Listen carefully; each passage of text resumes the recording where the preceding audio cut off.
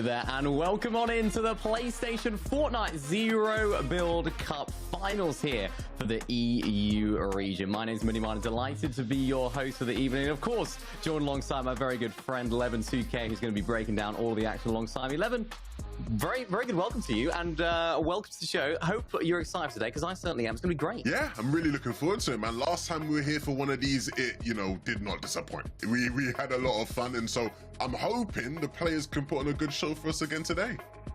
Yeah, we've got some zero build action. We've got solos action, of course, as well here on the European region. Let's take a little look at how the format's going to be breaking down. How do we get here today? And of course, what is today going to look like? Because we've had 2 qualifiers leading up to the finals today. And as I mentioned, it's the zero build format today. So we've got 100 players playing across 6 games in a single lobby format. We're not really used to single lobby formats here, especially in solos. Yeah, I feel like, if it's not FNCS, we almost never have these sort of set lobbies, especially for solos, right? And the zero build on top of that. The players will be well prepared in terms of they've qualified to make it here, Mini, but a lobby like this will be a new adventure for them every single game. Yeah, it's going to be great. I mean, there's so many different things that can happen with zero builds, so much excitement every single game. And of course, what brings that excitement is, of course, the scoring system, the point system that the players will be going by today. 30 points for the victory royale, alongside that top 75 getting yourself into the placement points. Each elimination being worth 2 points as well for each of our players today. Pretty standard stuff here, Levin. Nothing too untoward here. Yeah, it should be all right. Most players will, will have a good grasp of what it is they need to get done here. And of course, yeah, you just want to be staying alive as long as possible, and then surely eliminations will come to you. Yeah, the consistency is going to be absolutely key for our players today, as we always mention. But, getting some eliminations here and there is going to be absolutely vital in making sure you can make your way to the top of the leaderboard. And of course, getting to the top of the leaderboard is going to be very fruitful, especially for our player in first place, walking home with $3,000 for that player right there. But what I like about this, Levin, is every single player competing today will actually walk home with some cash. 100th gets $100. Yeah, some guaranteed dosh, not too shabby, right? And of course, it sort of makes up for it. I think right now a couple of the players would have been looking at that solo cash cup taking place and they thinking, oh man, maybe I would have been playing in that. But look, you're guaranteed at least 1 win in the cash cup just from coming 76 to 100th. And so a lot of these players will be more than happy with what they walk away with today.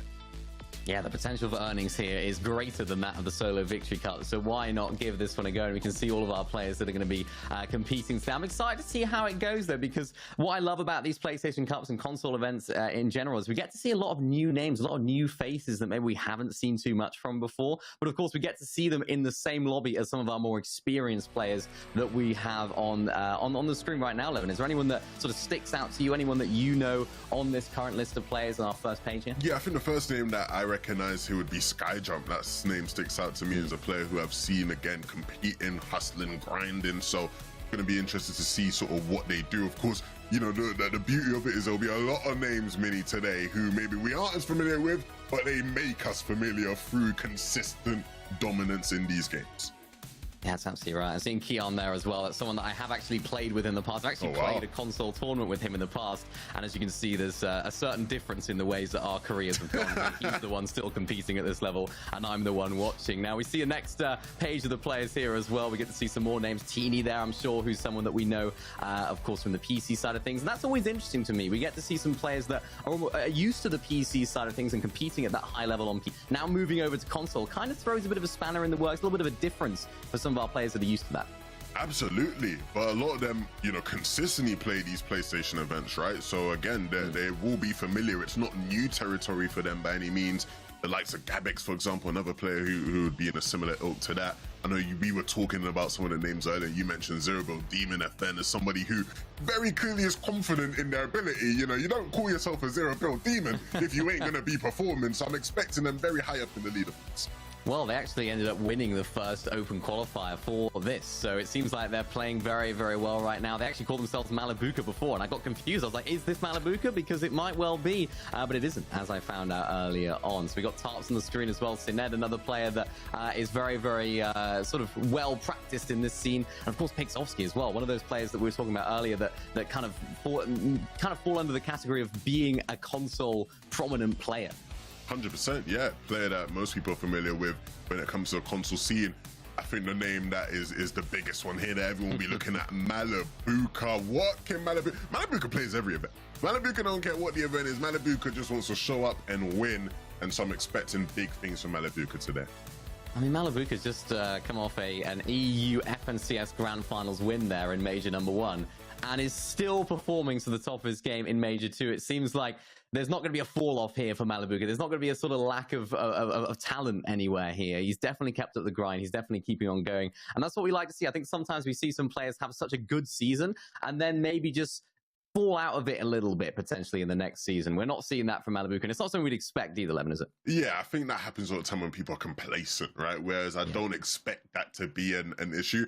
It almost feels like he probably doesn't even care. He's won FNCS. It's almost just like, okay, I've gotten out of the way now. Now let's just continue. It's all about the dollar, all about, you know, making as much as he possibly can. And today's a great opportunity to do that. Yeah, of course, now it's a little bit different, though. It's a little bit of a different landscape for him. We've got zero build action, and that definitely makes things different for a lot of our players. What would you say is the main differences between zero build and build when it comes to actually competing at this level? Is it a lot more sort of RNG involved, or is it sort of very similar in certain ways as well? Can I say like the really cringe obvious one? Go on then. You can't build? You can't build, mate. You can't build. Can you not? I didn't know. No.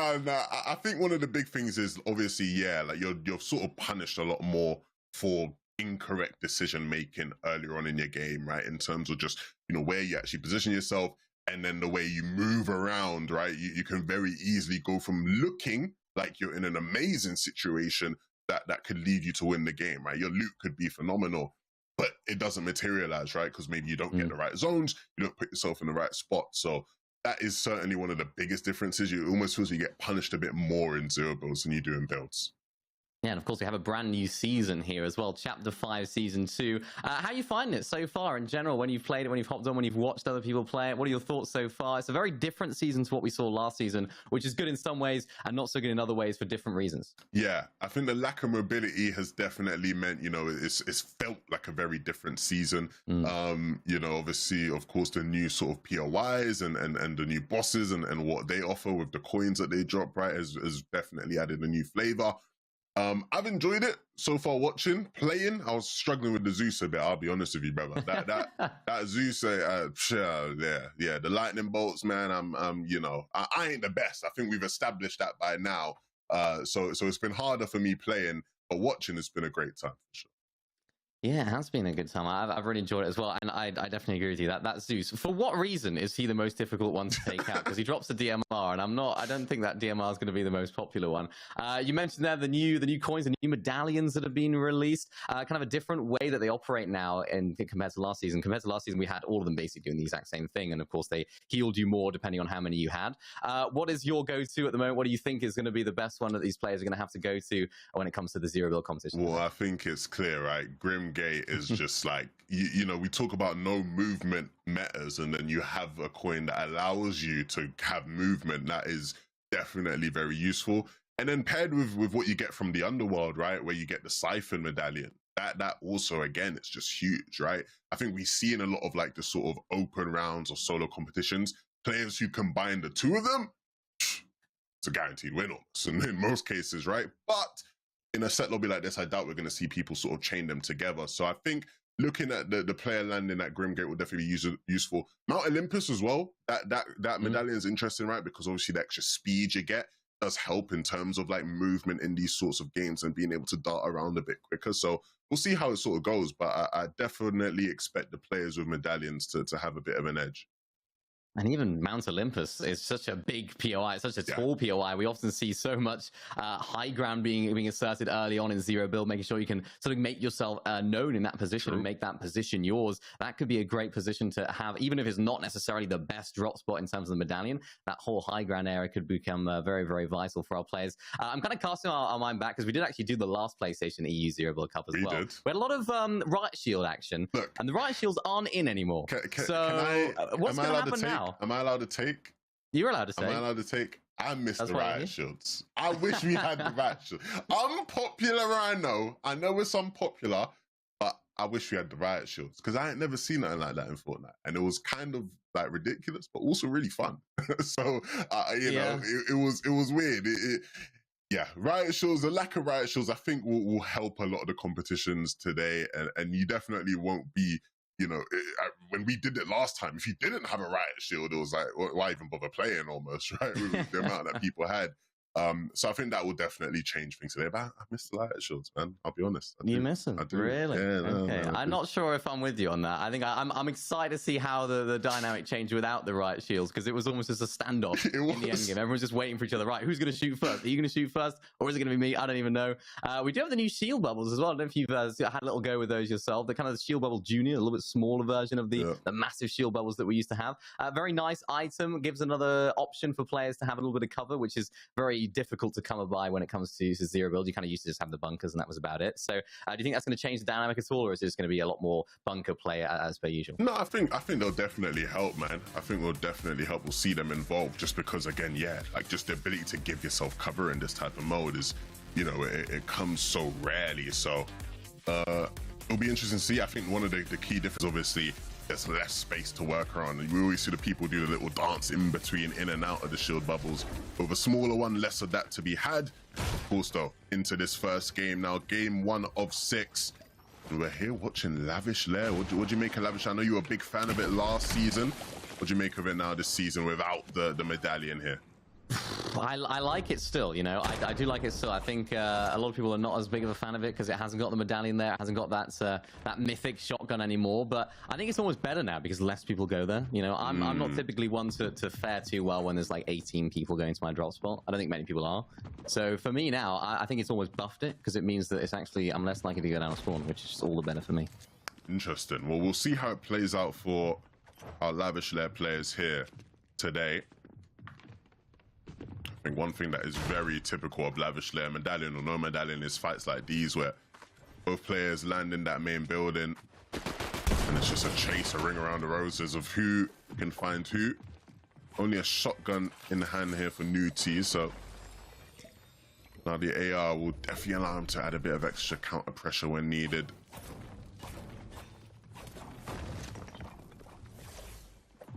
Got that Warforged AR as well, the new one in the game this season. Very popular, I think, amongst a lot of the players.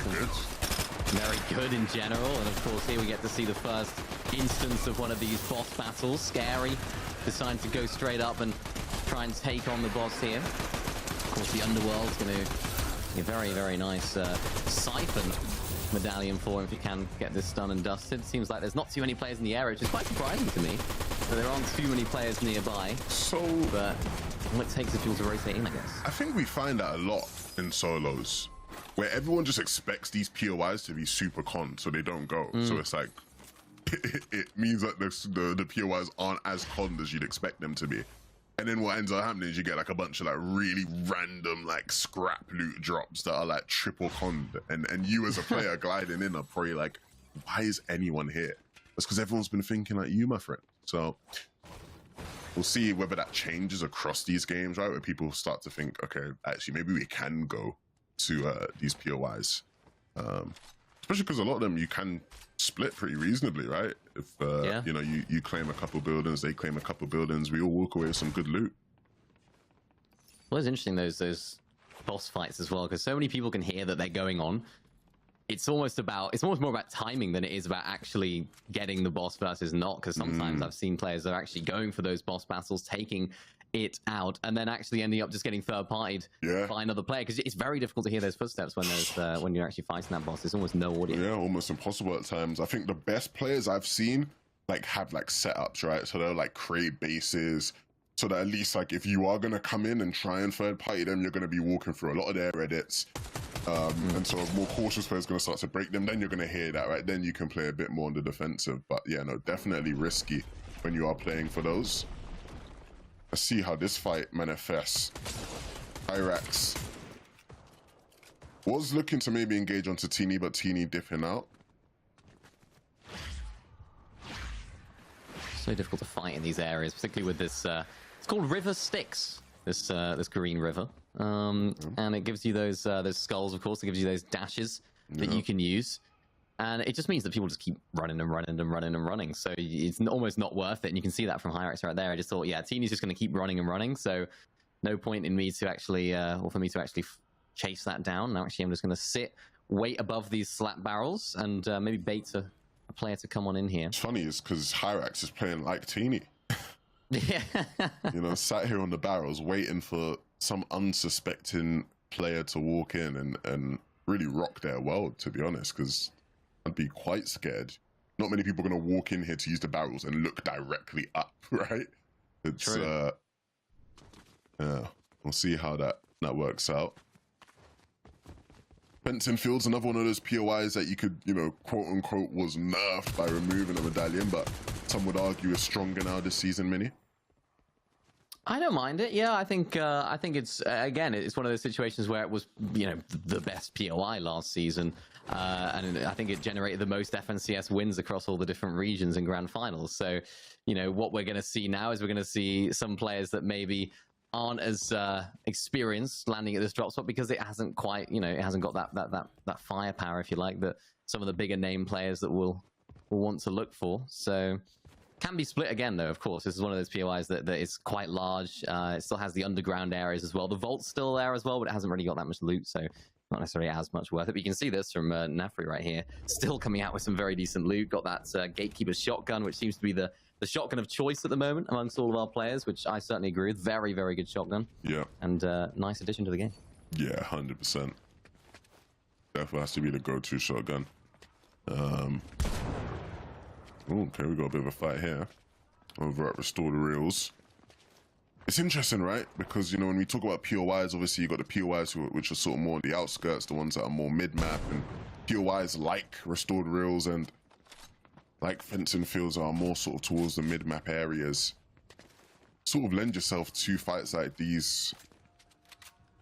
And I feel like when you are in fights like these, you almost got to be more careful because you're worried about players coming from every which way to third party. Especially in zero build as well. You just don't want to be out in the open. You can see him going from all the way on top of that building right there, just to down below with a little bit more cover. He just doesn't want to be exposed to other third parties that could be coming in. Of course, there is still snipers in the game as well, although their drop rate has been nerfed in the sense that you can only get the purple and gold versions now. They have actually been buffed in their effectiveness from sort of mid-range, so it's they become even more dangerous to those that have it in their inventory. That's the difficulty for a lot of these players that are fighting. Just sat here and restored reels. Just kind of camping. We're going to see this a lot today. Just you know, a lot of players just sat there and not really doing too much. It's just waiting for their moment to pounce. Franklin Saint FN.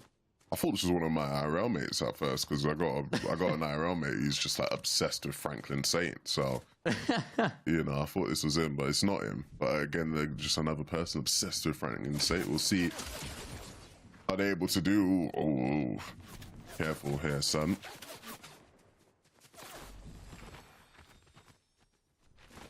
Interesting. You can see him just not using any of that utility early on. Doesn't want to waste those bunkers. Only 2 of them. No shockwaves used there either. It's not worth wasting them. It's not worth using them this early. And again, this is just what we're going to see. We're going to see these kind of potential fights brewing, and then both players kind of agreeing, yeah, this is probably not the time or place to fight. Let's just disengage, get inside of a bush. That's exactly what Franklin's saying is doing right here.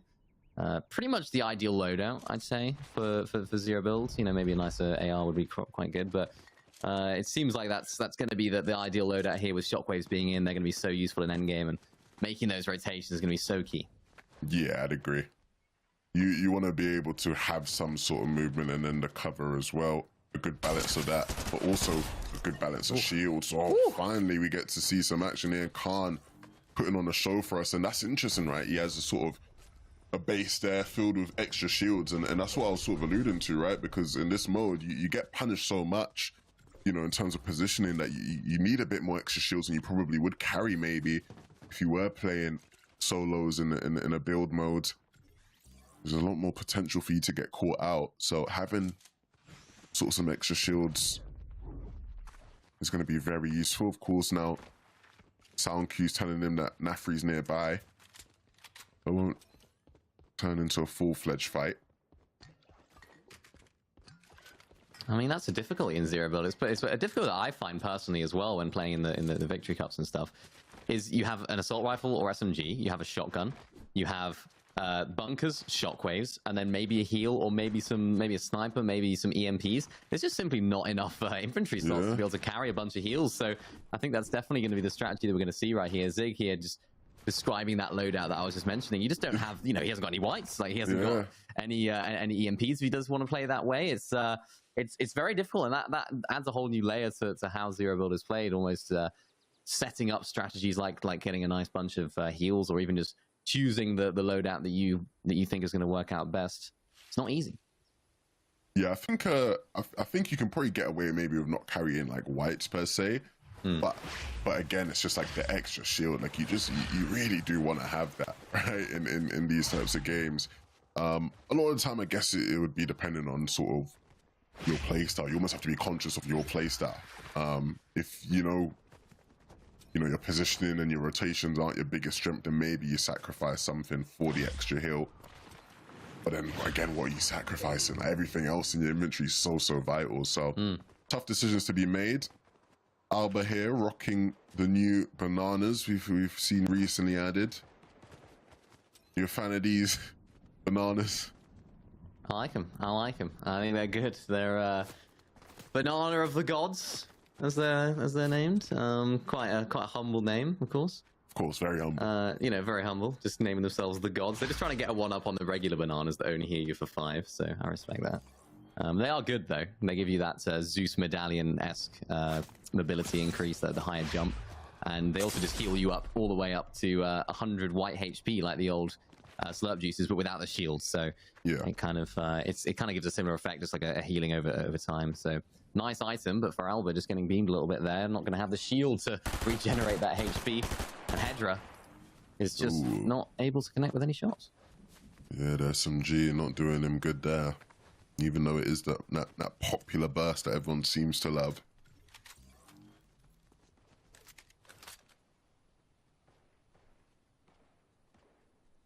It's nice to see the burst SMG getting a bit of love after so many years of it kind of being out of favor for a lot of players, and even out of the game. I don't think it's been in too much, but I remember the old burst SMG. It was I think I'd rather a rusty can than that in my inventory. So this one is certainly a lot more popular.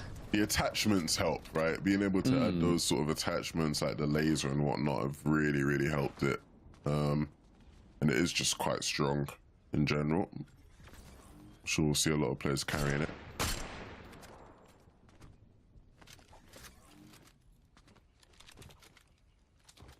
Some DMR action as well, right? Obviously the DMR's recently got a bit of a buff,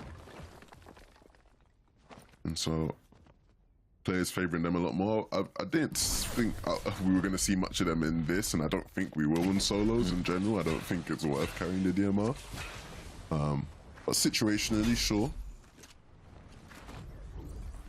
I mean, DMRs, they're pointless in a sniper meta. I think if you have sniper in the game mode, DMRs are never going to get their love, unless they make them way too powerful, like the old scoped infantry rifles. Remember that infantry rifle, something like that. If it is hit scan, etc., it might get used, but it's just with how good the snipers are nowadays, it's just never going to get any love. So I think we'll still see. I think we'll see them this season. I think they decrease sniper rates, right? Like there's less snipers now, I think, in the game. So I think we'll see some people pick them up where they can't get snipers anymore in some of the earlier zones for Surge and whatnot. But yeah, nah, you're right. Choice. Yeah, for sure. You'd prefer a sniper in most cases.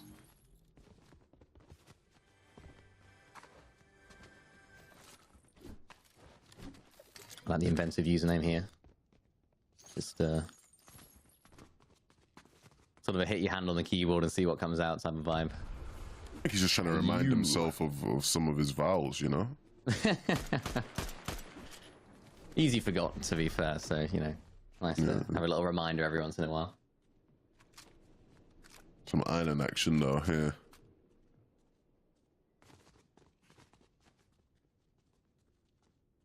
I mean, how valuable is the island? So I was literally going to ask you. I'm so glad you said that, because my next question was, like, is Island worth it in this? You're not coming up here for mats. you're not getting island points, you know. It's like how, I guess maybe if you need, but I feel like everyone at this stage in the game has like some sort of a loadout. Like, what's the? I mean, I honestly think it's just mobility. The position and the mobility. You're guaranteed to be able to get into the next zone with the pads or the rifts. I suppose the loot, you know, it's going to be gold. It's going to give you some splashes more often than not. You know, is it worth fighting over though? I don't think it is, and I think Hyrax is just proving that. He's just trying to stay up here. He doesn't really care about the loot that's actually going to be yielded from the capture. He just cares about actually just this position and this ability to look at everyone else. And I think I don't know if he has the medallion, so he just used those two. I think he just wasted them. So. Oh no! In a certainly not ideal situation, because it's something that I think we'll see a lot of is players trying to save those dashes if they don't have the medallion to the end game. Yeah, for sure. For as long as possible, and we saw them being completely wasted right there. You don't want to use your dashes unless you have to. That's a bit unfortunate there for Hyrax. We'll see if that comes back to bite him down the line. But yeah, no, you're right. Just the position, I think, is the big thing here. And then again, potential weapon upgrades if you really need it. You know what I don't see people doing enough, and I think could be a good strategy, is not actually claiming the island fully and waiting until it gets like right in the end. And then if someone decides to contest you, just literally claim it straight away, and then you get to have them marked for the entire fight. I don't think I barely ever see anyone do that, and maybe I'm just coming up with new strats here and I shouldn't be leaking. I don't know why nobody does that. Yeah, no, that's a fair point. I ain't seen people do that.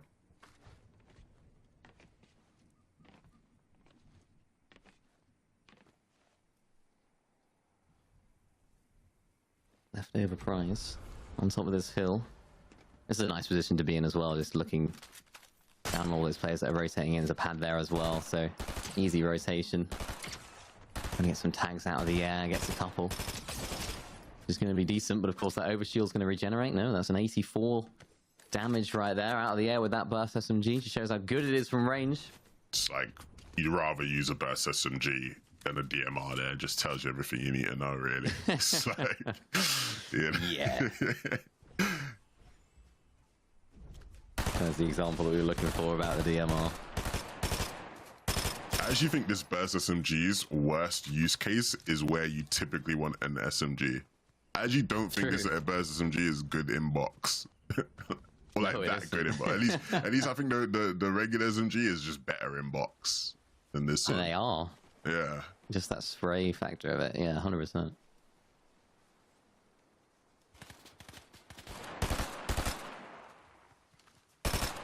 Kira in the game as well. I don't think we really mentioned too much Kira. We saw Sky Jump earlier on, so console lads.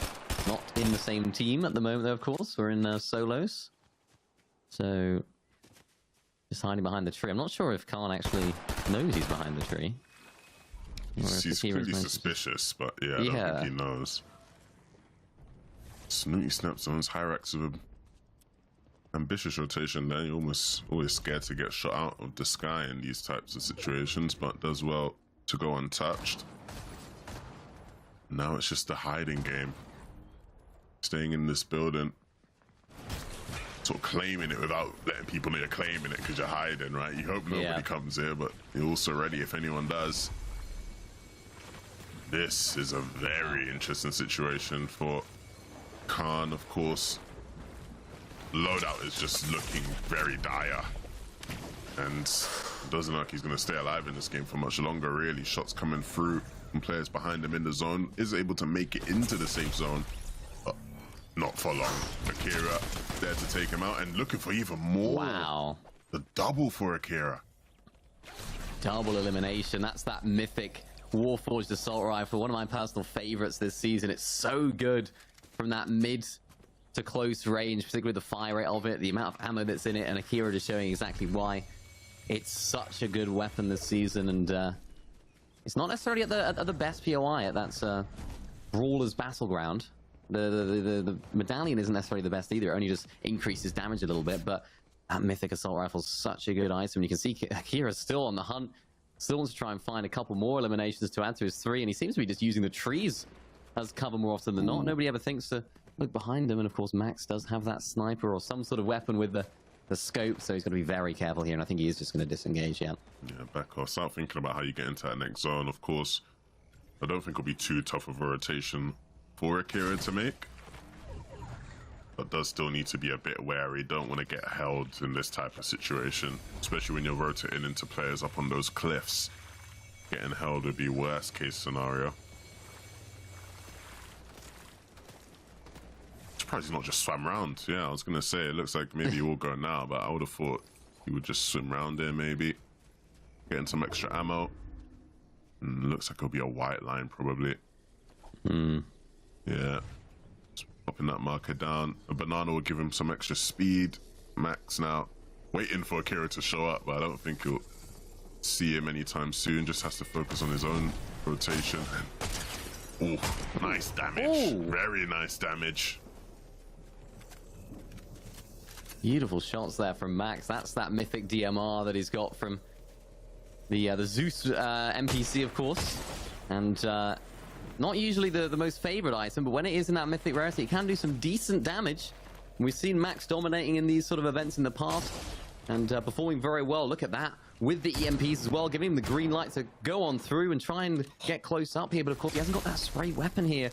He needs to try and find a little bit of a shot, a little bit of an angle onto the player down below. Because of that, he's not getting too aggressive. He hasn't got the heals either. He doesn't want to get himself too exposed here and looked at by the entire lobby. That's why he's not making a play yet. Some great movement from Max, though, in this bunker. Just a sort of sidestep and jump up to get out of the way of LV Mister. But the problem again now at this stage in the game is inventory is depleted. It's like not much to work with. So all these EMPs that come in just do more and more damage, and at a certain point you just think, you know, what am I going to do about this guy? Like, he's going to keep causing me issues when I want to rotate. What does Max do here? I mean, the trouble for him is Mr. doesn't have any heals either, so even if he does take out Mr., he's not going to be in too much of a better spot. He's almost going to be in a worse spot because so many people are going to be looking. You can see Akira just looking back at that very fight right there. He has got the positional advantage because they have to go first. Max then finally decides to go on through, does take him out. But of course, Akira's looking in that direction. And all the players that are inside of the zone, they're going to be able to look back. Tarps is going to be one of them, just going to be able to try and find a nice angle to look out and find a position to maybe take some shots. There it is, onto Rush. It's a couple of nice damage tags right there. He might want to actually just make a little rotation in himself with this banana. Chases him a little bit, but just make sure that he gets himself in first, and you can see that going quite well so far. He makes his way into the zone. Nicely done there from Tarps. Yeah, and look, if Tarps had been playing in a build mode, I would have said, oh, he's set up well for heal off, but unfortunately these games don't typically go to those heal offs, so the medkits may be redundant. He needs to win the fights, but he won't. Rush PSU waltzes into the building and waltzes his way into some free loot now as well. Tarps caught a bit off guard there, it felt like. Yeah, he just whiffed the shot. He just whiffed the shot. I think he knew it was coming. He kind of exposed himself a little bit too early. The player decided to rush on through, funny enough, and just he just missed the shot. He tried to snatch at it. And if he'd just been a little bit more patient there, allowed him to run in and then pounced on him down below, he would have found that elimination, I have no doubt. But of course, now he's going to go back to the drawing board and not even inside that top 30. It's not the best start for him at all.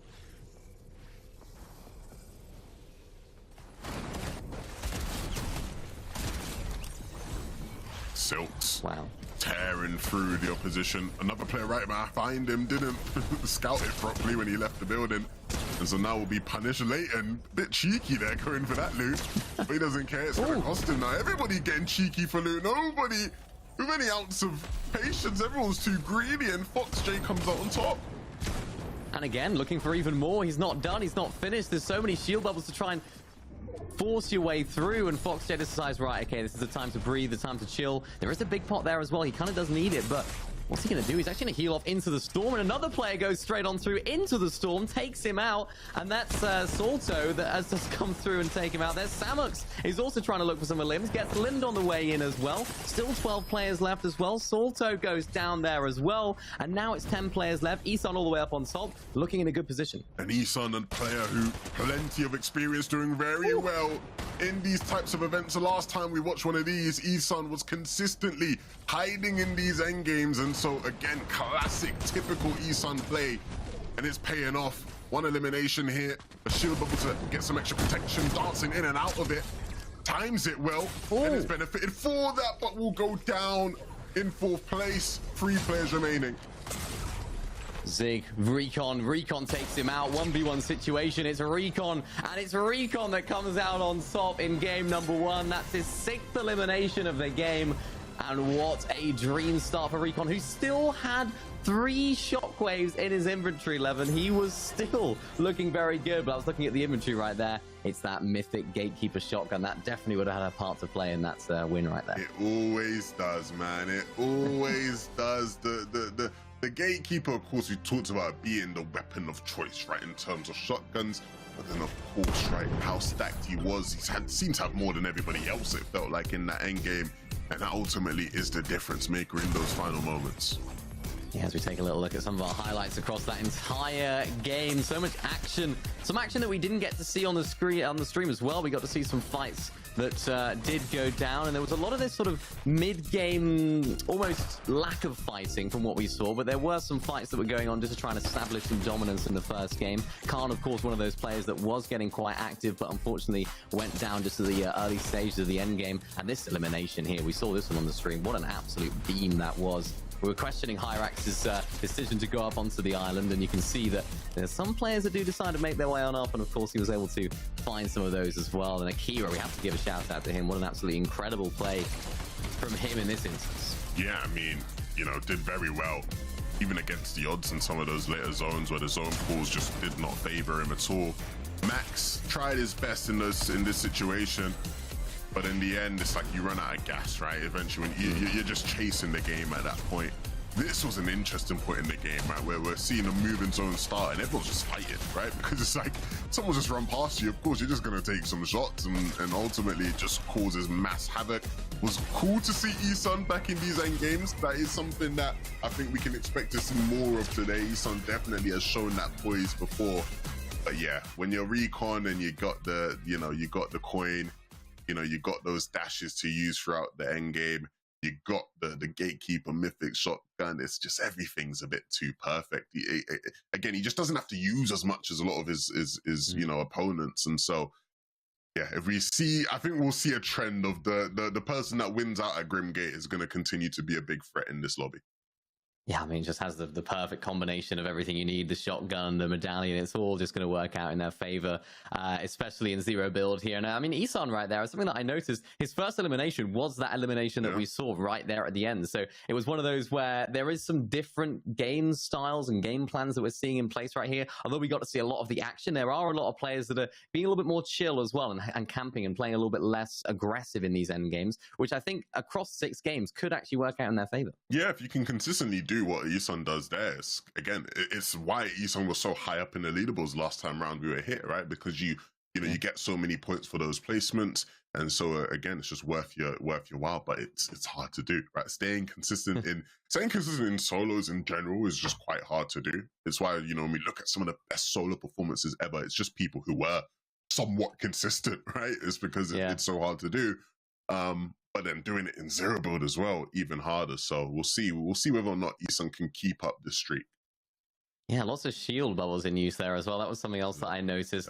I was expecting it, but I was expecting more bunker action, I suppose. But it seems like if you can fight in and around 2 or 3 shield bubbles, and you have the strategies in your locker to be able to actually achieve success in those situations, you're almost guaranteed to find eliminations in this, because it seems like that's where all the big fights in those final moments are going to be happening. And it seems like those players that can find those eliminations are actually able to go on and have a good game. As we take a little look at the overall standings, of course, after we've seen our first game here, Recon with that game 1 victory. Royale, 6 eliminations there, 36 points overall, but there's still so much to play for.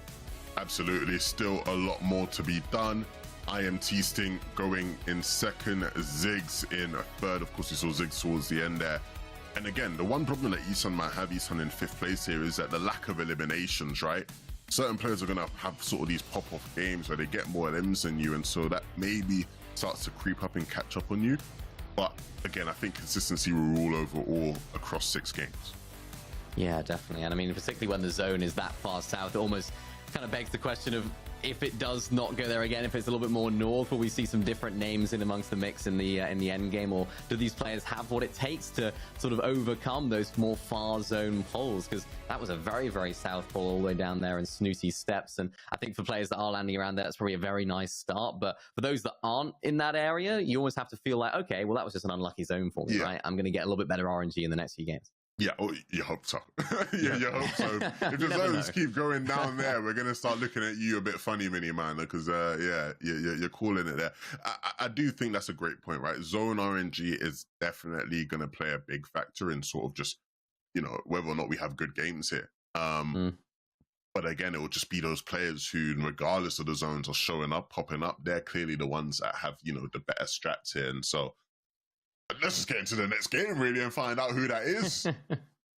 I want to see it. I want to see the next game. I want to see what's going to be happening with that as all of our players are getting ready to rock and roll. We'll be heading onto that battle pass very, very shortly, I'm sure. I mean, we saw a very exciting end game there. A little bit of water action as well. Snooty Steps end game as well. I mean, you asked me about Lavish Lair. Snooty Steps, is that still your go-to at this point, Levin, or are we kind of moved away from that now?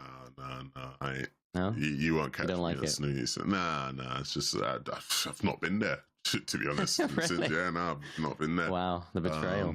Yeah, it's again, I don't think it's bad by any means. It's just it's not got that same, you know, shiny. It's I'm like the kid who just wants a shiny toy, you know. So I'm at the new spot now. You know, it's like Snooty.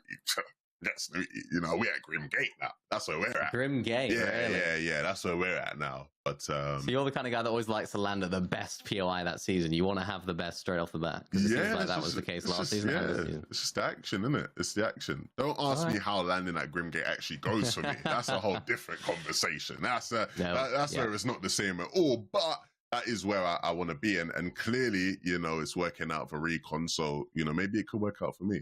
It's giving me hope. Maybe. It might. Maybe, you know, maybe you're the same level of skill as Recon. I don't know. I doubt it, personally. I'll be honest.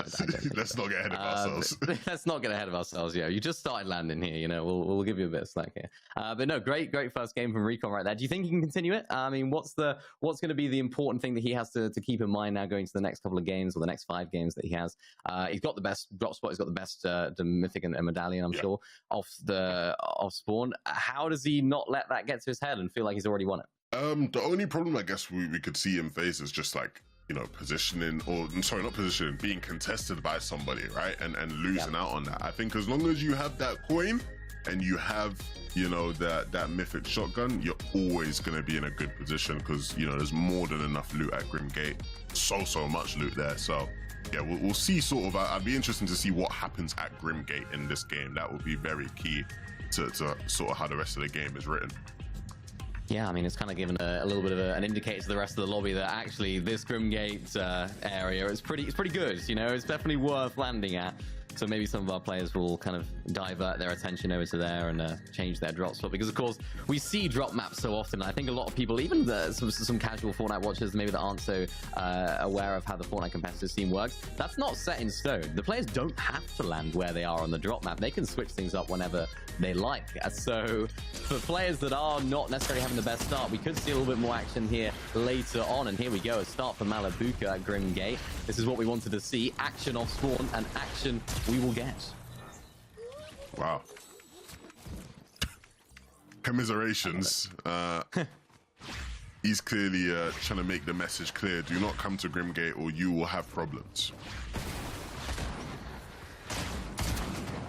Here we go though. Malabuka causing some problems. Now got some problems of his own to try and deal with. Has of course got the dashes from that, but no, tries to get through the window. He's going to get punished in the process. And it's Lan Garcia who ends up taking him out. So maybe we could be seeing Lan Garcia right there actually getting that very, very strong mythic and the very strong medallion. That is tough. You see how it just completely costs him by trying to go in there and trying to get through that window. And that small little error means that Malabuka will be no more in this game. It's tough, small little margins, Mini. Small little margins. That's all it takes. I mean, no doubt that he would have done that in previous games, going through that window. It's probably a little bit of a shock for him. And if I was to be in his, well, I was going to say in his house, in his neighborhood at that point, I'm probably sure it wouldn't be a very quiet neighborhood after that happened to him. He's very much known for his loud reactions when it comes to things that don't go his way. Just go on Twitter for 5 seconds on his profile, you probably find a few. And certainly not going to go too well for him. But he's got the experience, right? You know, he's got the experience. It's only game 2. He would have had bad games in the past in these sort of events, so nothing that he can't overcome.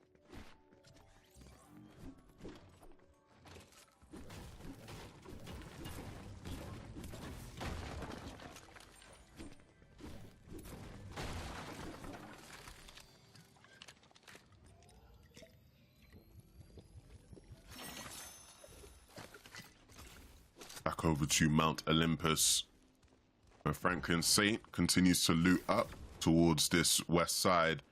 And Franklin Saint did quite well in the first game, made it all the way into the top 10 in the standings after it, and so I'm sure we'll keep an eye to see just how good they can do out of this POI.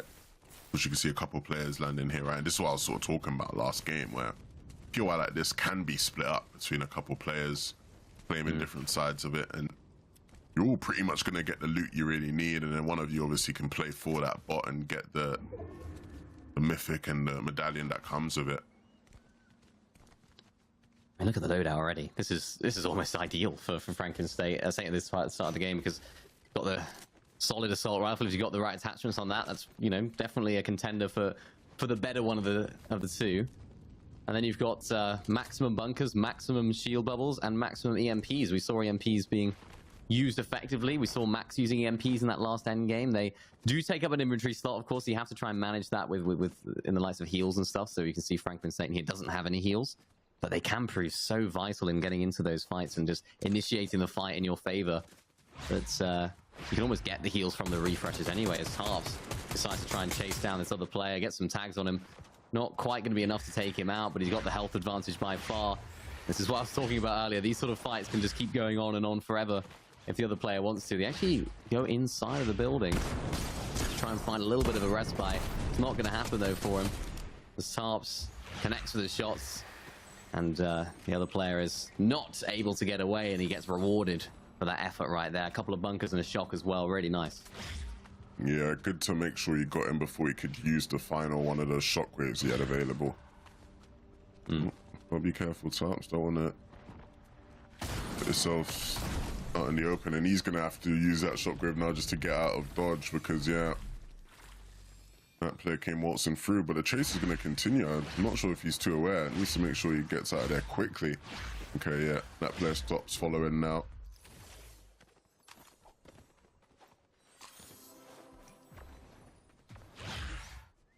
A lot of players popping these bananas early as well, just to get that mobility, even if they don't need the YHP that they offer.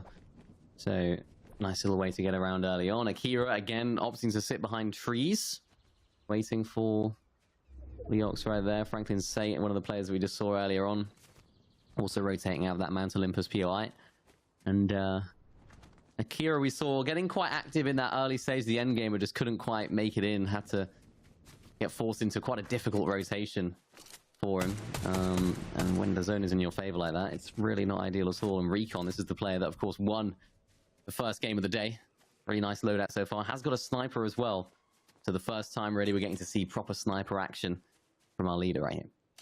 Yeah, but I think Recon himself will know if he cannot get a hold of the mythic shotgun, as well as that medallion from Grimgate, it's not going to be the type of game that he had in game 1.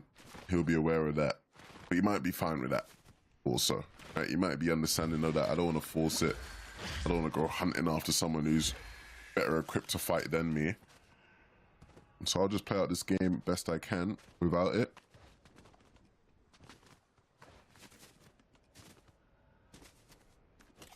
And that's the difficulty, is when your strategy doesn't quite go as you hoped. What are your contingency plans? What are your, or how is your ability to deal with those potential problems? As Recon now, I think he must have just rotated into Grimgate last game, managed to pick up that mythic. Not quite finding the same success in this game, just sitting outside of the POI, maybe waiting for the player that does have it to come on out. Of course, actually, it hasn't even been claimed yet. I can see on the map right there. So nobody's actually wanting to go for it, even though everyone equally wants it. So it's a difficult position to find yourselves in. You can see all the players that are in the air. It's like bees around honey. Everyone wants it. Nobody knows when to go for it. Surely it doesn't just go unclaimed all game, right? Somebody eventually just has to step in and say, hold on a minute. Surely, yeah. Look at this, though. Recon finding his first of the game. Hitting a snipe and then benefiting from the pinch, if you like, from the other player on the other side of things. That was unfortunate for the player that was caught in the middle of that. But Recon is not backing down after that first game victory royale. Rightfully so. Gotta keep fighting in these games.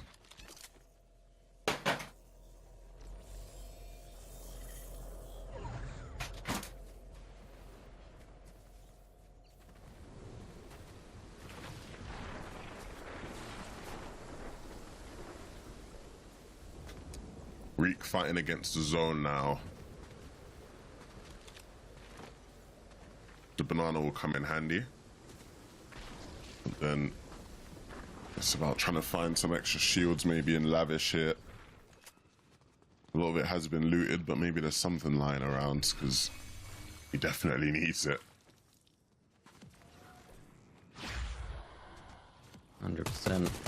Getting that loot off spawn is so vital. I mean, you can try and hide your way to success later on down the line. It's just very unlikely to actually go your way. And even trying to loot old buildings and stuff, it's very, very unlikely that they're going to have bunkers or shockwaves, etc. in them. So just getting that off spawn is going to be absolutely vital. And this is the difficulty actually with these dashes. You can't actually mantle it that easily when you have them in your on your back like that. So you saw Tarps trying to do that. Didn't quite work out. Nuki, unfortunately, getting beamed down to a singular HP. I just don't think he's going to have the ability to clutch here, and I was right. Because there were so many players looking at him from different angles that there was only one way that was going. Very unfortunate scenes there when everyone's just sort of preying on you from afar as well. It's just never-ending cycle.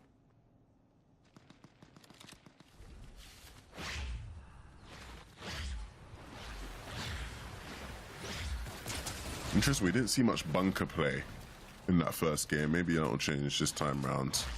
Seeing people sort of fighting around those. Yeah. They're just sort of being used a lot earlier, it seems like, than what we may have seen in the past. People having to use bunkers, they don't have the mobility items like the grapple blades anymore to easily make their way around the map. I mean, if you decide to try and use wings, then you might as well just leave the lobby at that point. It's, you know, there's not a very easy way to make your way around the map in mid-game. Oh no, I was talking about like the bunkers, like the ones like set around the map. Oh, I see what you mean. Yeah, okay. Yeah. Yeah, no, we didn't really see much of them. Obviously, that's a decent maybe opportunity for players who maybe have a bit of a scuffed couple first zones to try and get back into the game. True.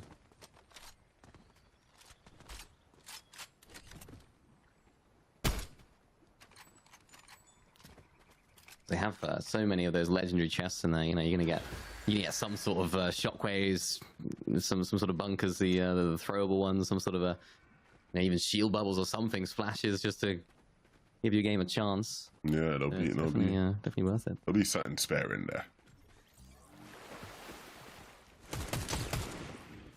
Even just the attachments, I like how you have to fight for the attachments nowadays. You know, it is something that you can't just get as easily. You know, there are they appear later on in the game, and it's nice.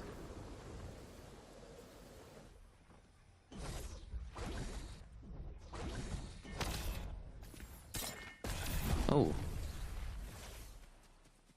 Leox using shockwaves this early on to get away from Akira, I think, but I don't even know what the danger was there. Boss or what? Yeah. Just anything that it takes to get away from Akira. Even using all the mobility. Leox now just left with one shield bubble, 37 white HP and 100 shield. this would be the perfect time to try and find one of those old bunkers to get some extra loot, but it's going to be difficult. Yeah, I mean, there is one sort of south of Fenton that you can maybe check on. I don't know if it'll be.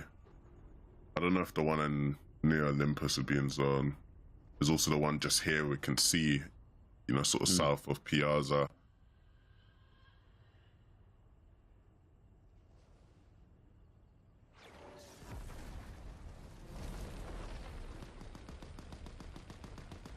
And here's the island.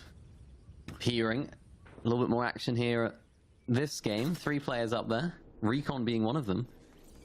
And we'll see how this one goes down. A lot of players, yeah, do opt to go underneath here. Just to try and claim it. A little bit less out in the open. And if he can claim this, that could be really nice for him. Just to get to know where the players are around him. Just get that marker on him. He's already got 2 eliminations as well in this game. So looking really strong. Looking to continue that success, and he's doing so very well so far. But no, as I say that, look at that. Another player comes on up. Recon has to shockwave out, and it's not going to end well for him as Recon, our game #1 winner and leader overall, is down and out. It's just the ultimate awareness check. And you see he did everything last resort to try and stay in the game, but it just wasn't going to happen from there. Super unfortunate for Recon. Oh, okay. I was like, hold on a minute. Did you also get scared a little bit there, or was that just me? I was like, Good. are we seeing the fumble of death right now? Like, what is happening? I didn't see his dashes. I didn't see him. My heart sank for a moment, but luckily he's all right. The claim comes through. Leftover prize is on top. Doesn't actually claim it. So the player down below claims it. Just trying to make sure that nobody's able to get a nice angle on him here. So sitting right above here on top. Just waiting. Really nice loadout here as well. Maybe could do with a little bit more utility, more bunkers, more shops, but certainly better than what some people have at this stage of the game. We get to see some players rifting as well. A lot of players will do that, sort of chilling around the Rift Island to know that there's a guarantee of some rifts going to be spawning. A nice easy rotation. You can see that nobody really wants to go for the loot because everyone's going to be looking at them.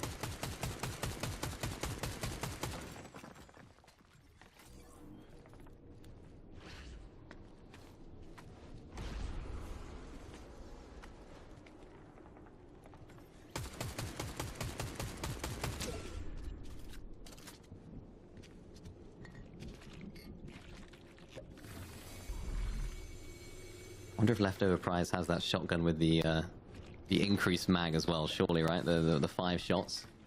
Yeah, probably. So there was a debate I saw on Twitter earlier this week about which would you prefer, the mythic gatekeeper shotgun with only 3 shots or the gold one with 5? Which one would you be on? 5 shots.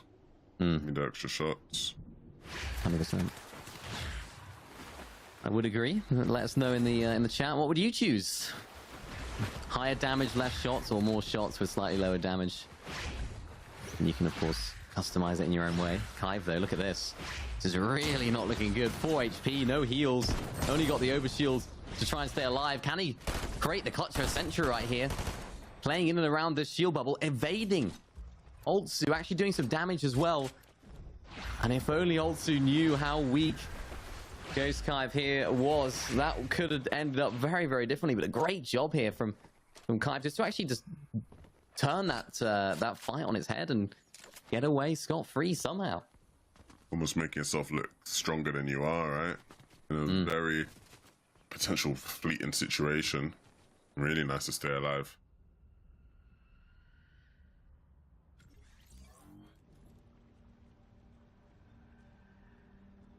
This is the main problem with Zero Build, I find, is that it's very difficult now for Kive to actually recover his game with an elimination. It's almost impossible for him to find that. You know, in builds you can kind of go up to someone and W key them and try and build to fight them, but this is where Zero Build becomes that extra bit more challenging. You need the health advantage more often than not, or you have to get a little third party going on. It's just very, very difficult to find that refresh. If he does with the clutch of the sentry, I'm sure.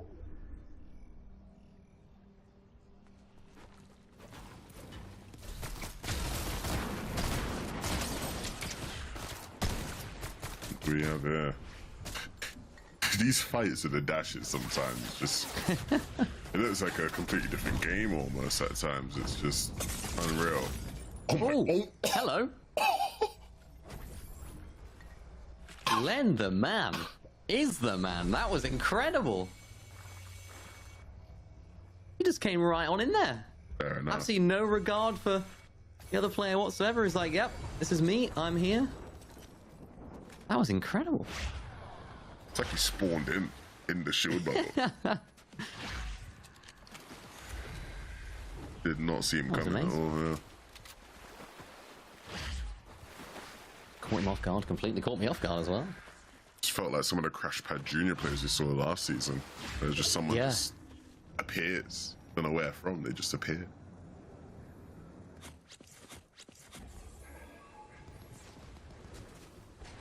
Where's John Cena, man? Oh, where is John Cena? What a legend of the game. You did miss it last time we did one of these. There's a player called John Cena. He was our fan favorite King as well. Coming out with a nice elimination right there onto Nika Pro. But yeah, he was a top tier talent last time. Maybe it is someone in this lobby, but they just changed their name. I'm not sure, but certainly hope that we can find another John Cena today. That's our goal, to try and find our next. Who's the new John Cena? I just think you'd be able to top it. Nah, I don't think you can. Can't. I really don't think you can.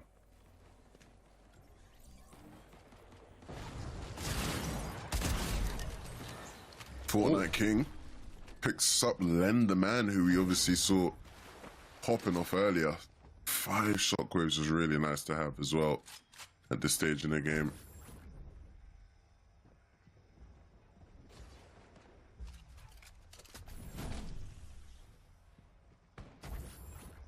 Very nicely done. You can see just using these shield bubbles to actually just protect that loot and then go and grab it.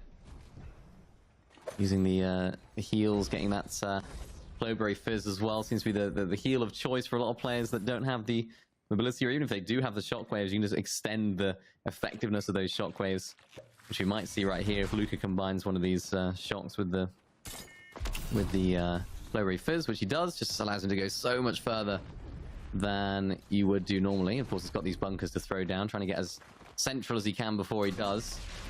Waiting for the perfect moment. There it is. Makes himself a nice big bunker as well, which is always preferable. There's a player in the tree. It's Rush that is getting looked at by 2 different players. Samu's there as well. Rush decides to shock away just about on 1 HP. And it's Luca that's just playing spoiler to that fight for Samu, who does nearly find Rush, but unfortunately gets beamed to the process and is not going to be credited for that limb.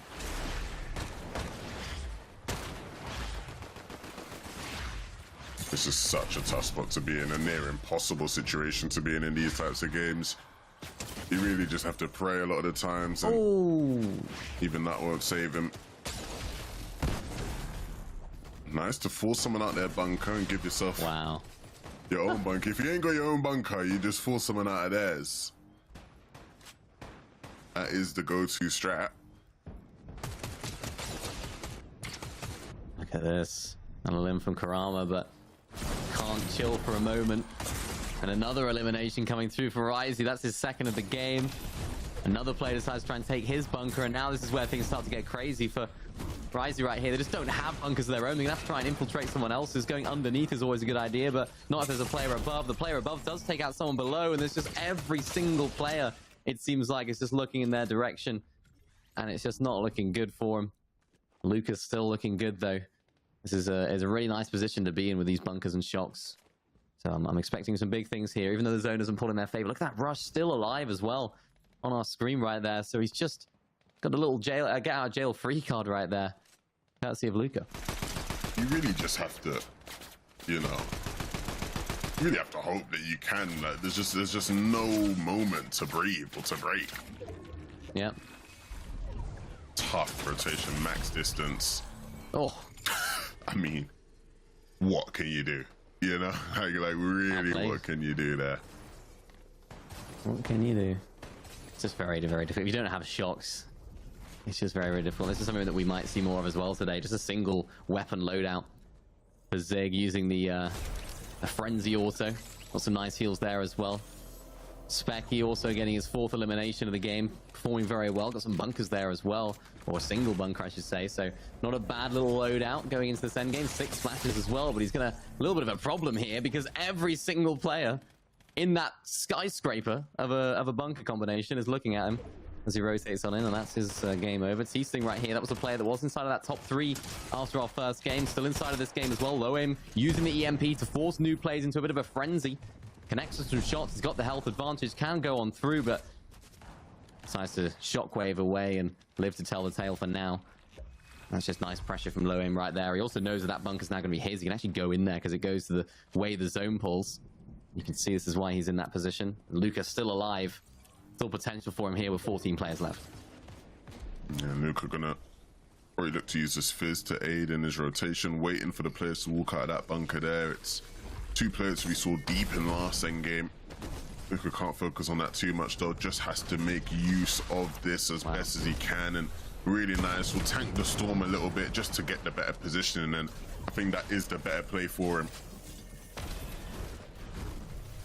Holding on to that height, making sure that nobody can. But look at this, the player shockwaves up, combines it with the EMPs, takes all of Luca's shield out, and now he's down to 30 HP in a position of such power before, has now been relegated down to below his own bunker, fighting for his life. I mean, that is so unfortunate for him. I mean, you like to think he made the right play, made the right decisions, and was still punished. Low aim, really doing well to get that limb, but will it be enough now to stay alive in this game? It doesn't really seem like it. Just a fizz and pray, as everyone seems to do, will lead to his demise. Luca now as well, trying to get in here, but there just isn't enough cover for him.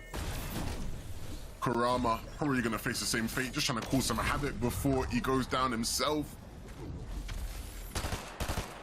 1v1. Kurama tries to use the shockwaves to his advantage. Shockwaves up in the air. Is he going to be able to find some success? It's Makes Lol who does come out on top and finds the final elimination right there, Levin. Every single player seemed like they had absolutely no HP going into that end game. And it's Makes, however you pronounce his name. He's done well, and he's managed to find the 2nd game victory royale. I mean, that game, the final moments of that game were just typical zero build solo action. Everybody scuffed. Nobody looks like they're in a strong position to win the game. It's just who can take advantage of what is presented in front of them. And in that case, yeah, it was Max who was able to do that. I mean, really, really tough game. Yeah, really tough game indeed. Recon we saw doing very well in that end game, as well as we get to see some highlights from that game. This play was one of my personal favorites. Len the man, showing why he is very much the man there, popping straight into that shield bubble.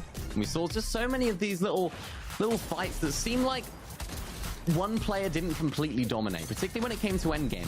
The other player always had to scramble their way into some sort of a box, some sort of a bubble or something, just to try and get themselves alive, because it seemed like neither player came out completely on top, and it just forced them into a third-party situation, and also forced them to have next to no HP for that for the next fight. And we can see the final elimination coming through here. Meg's just doing a really nice job. Of course, had the health advantage, used the bunkers. That's his 5th elimination of that game, and that was, of course, the 5 elimination victory. We get to see the standings here from game 2 alone. So remember, this is not just, it's not the overall standings. This is just from game 2.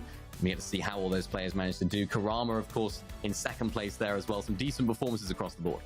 Yeah, really decent performances, and a couple names who obviously have now been consistent over the past couple games will mean that they will be relatively high up on those overall standing, right? The likes of Ziggs, of course, T-Sting there.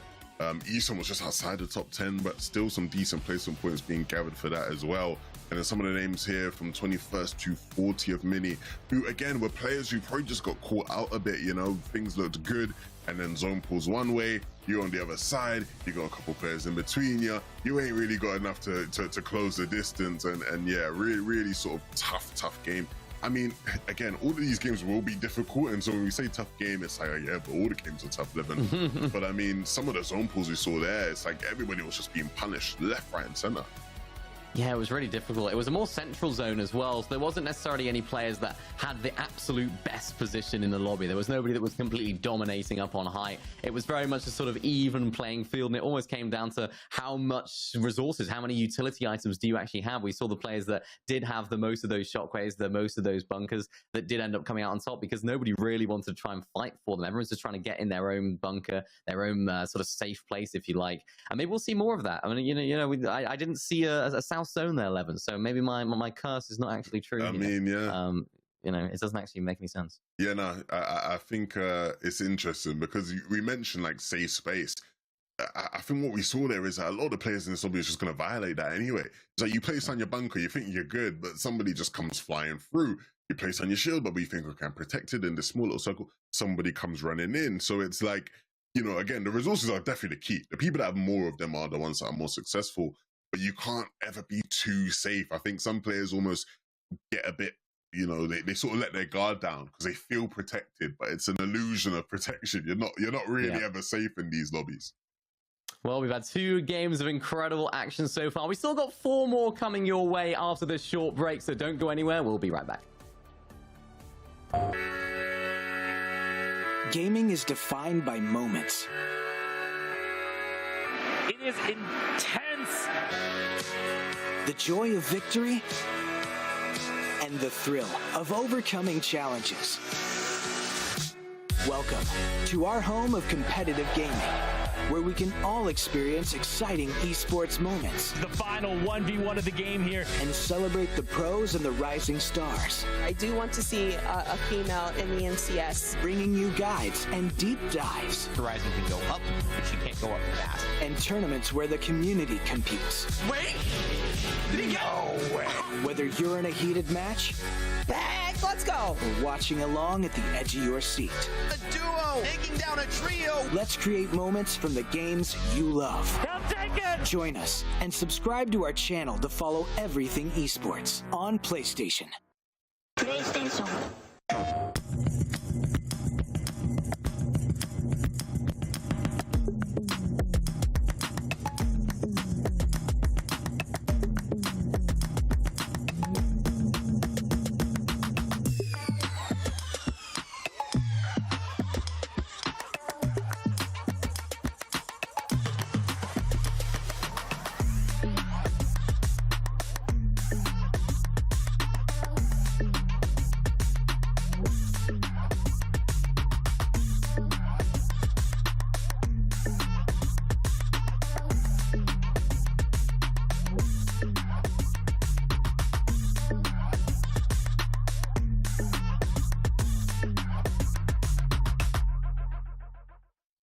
PlayStation.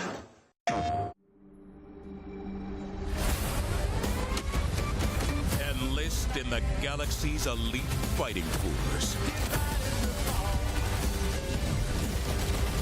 Work together to protect your future.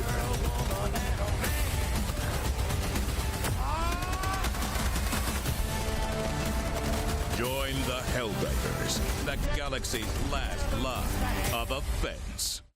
PlayStation.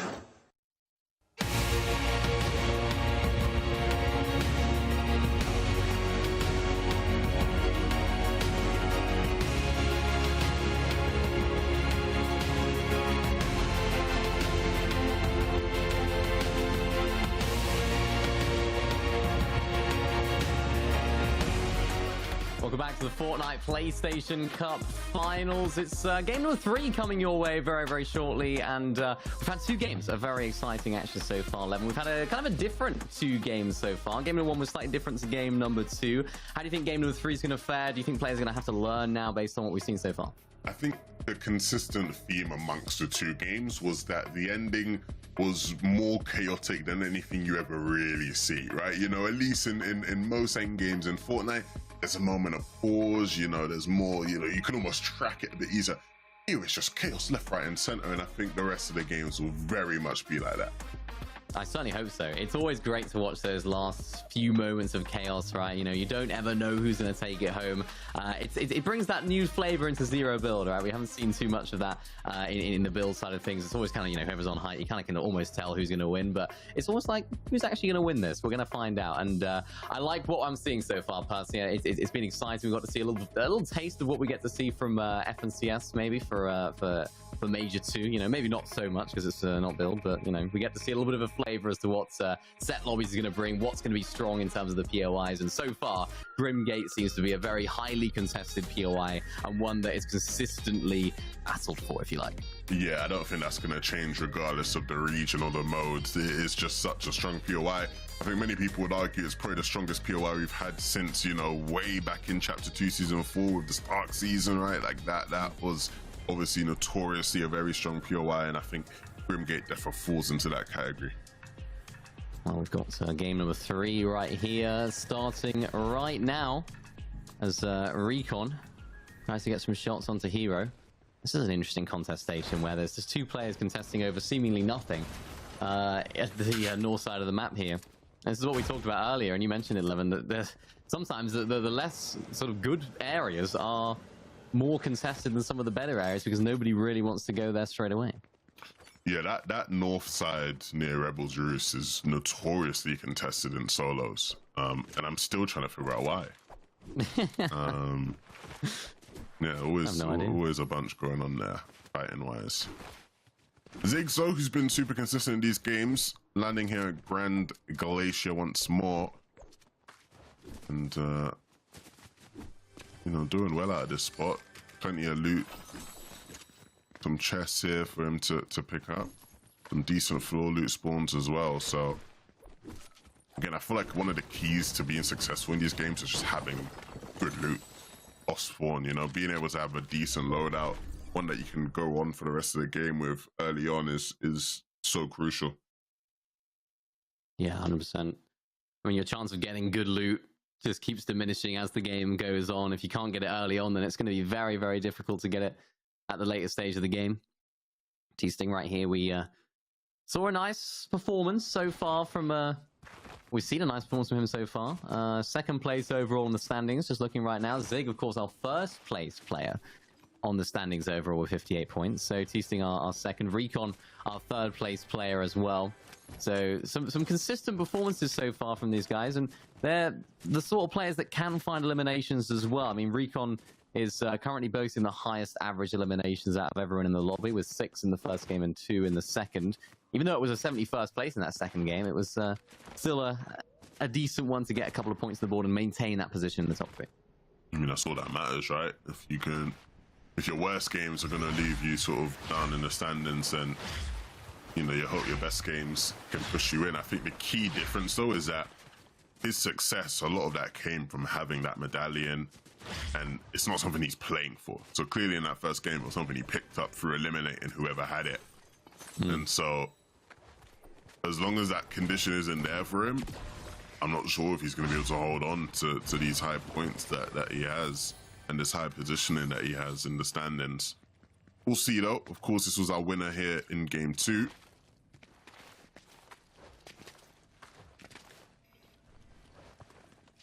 Yeah, Max here with the hand cannon as well. I haven't seen anyone take the hand cannon yet. Have you given it a go in game at all? I mean, you just dropped it, so you can clearly see how much he likes that. Yeah, I mean, not my favorite. Well, it's funny because you see, you know, he has a DMR instead, and that was the point I was going to make. I feel like in any situation you'd want to use the hand cannon, a DMR is just better. Yeah. Apart from maybe like structure damage in like a box fight, but even then it's not like amazing. So it's like, no. Yeah, cool though that you can add the attachments. It does slightly more damage. Yeah, you can add attachments on it. I think it does slightly more damage to the head. I think the headshot multiplier is slightly better. But even still, like, you might as well take DMR. Like, you're never hitting headshots of it. The bullet travel time on the hand cannon is so slow that, like, you just have to be the best player on Earth to be hitting consistent headshots of it. Yeah, I was messing around with it a little bit in game when it first came out, and I think I hit 1 shot with it across the course of about 5 minutes. So it's not easy to hit. when you do hit, you don't get the greatest rewards. I'm not surprised that he drops it right there. Max at Mount Olympus. Again, we talked about it earlier. One of the most, I think the most difficult NPC to take out is Zeus, for not that much of a reward, it seems like. But, you know, it seems like Max knows what he's doing. He's certainly faring a lot better than I do when I play against him. To be fair, I actually don't think any of the bosses are that hard to take out. But in comparison, I think Zeus is probably the most annoying one of all of them, yeah. Well, he has 2 stages. Yeah, that's the problem, right? It's like you think you've got him. It's like, no, Yeah. I'm back. Nope. Not today. I mean, it doesn't do it with the other bosses either. Yeah. That's what I'm, you know, I'm not sure. He's just the most annoying one. It just takes a bit longer a lot of the time. But Max can handle it, and he can handle anybody trying to get involved in the fight as well.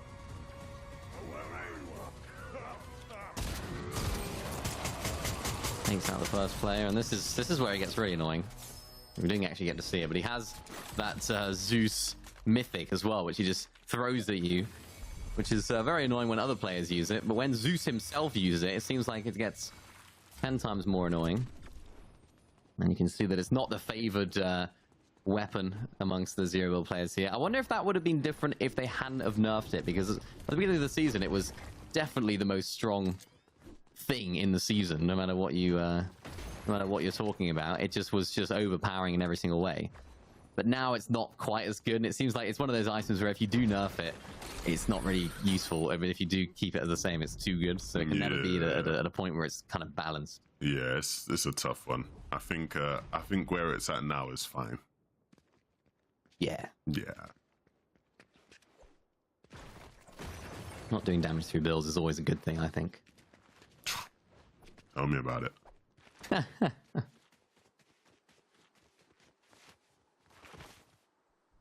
Franklin Saint. A little bit of a switch up of the strategy, I think, here. We definitely saw Franklin Saint over towards the Mount Olympus area. Seems to have rotated away towards the Grand Glacier area now. Isan, maybe a little insight into how he's so consistent here. Common sense would have told me this was happening, but now we get to see it. I'm glad, because we have actually, I don't think we've actually ever watched him in a mid game, even with how consistent he is. But it does make sense that he plays for Forecast. Yeah. When you play on Forecast, man, it's just the easy mode. It's like you're playing a whole different game to everyone else in the lobby a lot of the time. Yeah. Especially in zero build. Yeah. In zero build, it becomes 5 times more useful than it does in build. Just being able to get in that position early on is so vital. And I'd be interested to know what I'm sure Kinch would have it. What are the statistics about the amount of duo victory cup, the zero build victory cups wins that do have forecast enabled? Because it seems like it just increases your chances so much. And it's almost essential to finding success in that mode. And in this one, I'm sure it'll be no different to find that consistency. No, 100% agree. We ain't seen Nafri in a bit. I don't know how long we'll be seeing Nafri for, because currently on the back foot. Doesn't necessarily need to be. It has similar HP. Not for much longer now with some of that being popped. And another player gets involved. Wow. And gets wiped. Look at this, though. Now it gives Nafri the green light to go on through here. Wow. Gets slide kicked, was that? Away by Rake. And I think this could be the end of Rake's game, potentially. If he can just shockwave away, maybe not, but he can't. Unfortunately, gets taken out by Khan right there. It all just boiled over at a single moment at that point. Khan's going to be the one that's going to be able to benefit from that. Was that a slide kick? I don't know what I just saw. That was incredible.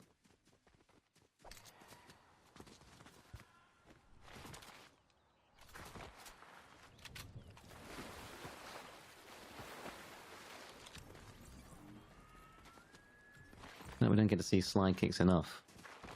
I want to see someone slide kick someone off of the island. Find the limb. That's what I want to see. Fox J. Someone that we haven't seen too much of as of late. It's just had a Still on worse some decent spot. points. At bottom of the mountain, players on top. They ain't too fond of you, so they'll just sit there and just be a pain. Now you got to invest on your valuable shockwaves. And I mean, he does get past him, which probably was the goal. But investing a shockwave is tough. Ideally, would have wanted to use it a bit later. But to get away without any sort of shields being taken, other than his overshield, I think he'll be happy with that. Yeah, that's a W investment right there, I think. Yeah. Saved your game, use one shockwave. Yeah, it's not ideal, but I'd much rather that than having to chuck down all of your shield bubbles, try and shockwave away, use two. You know, he did a really good job there. 100%.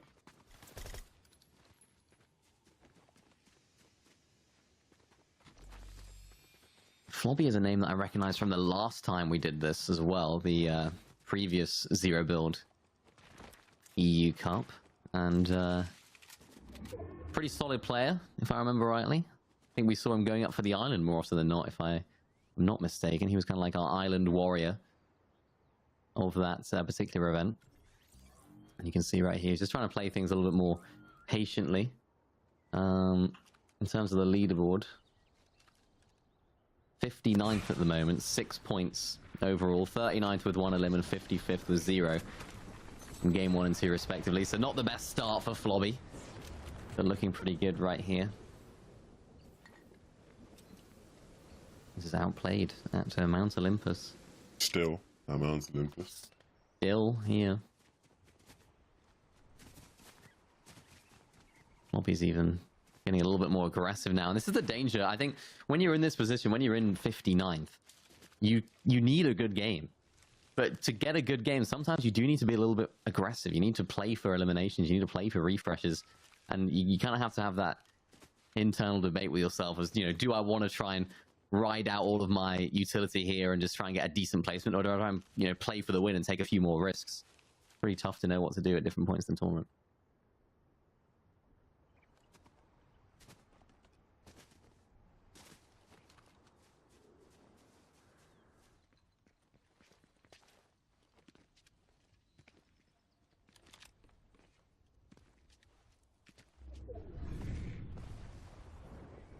So I'm staying here towards the Reckless Railways.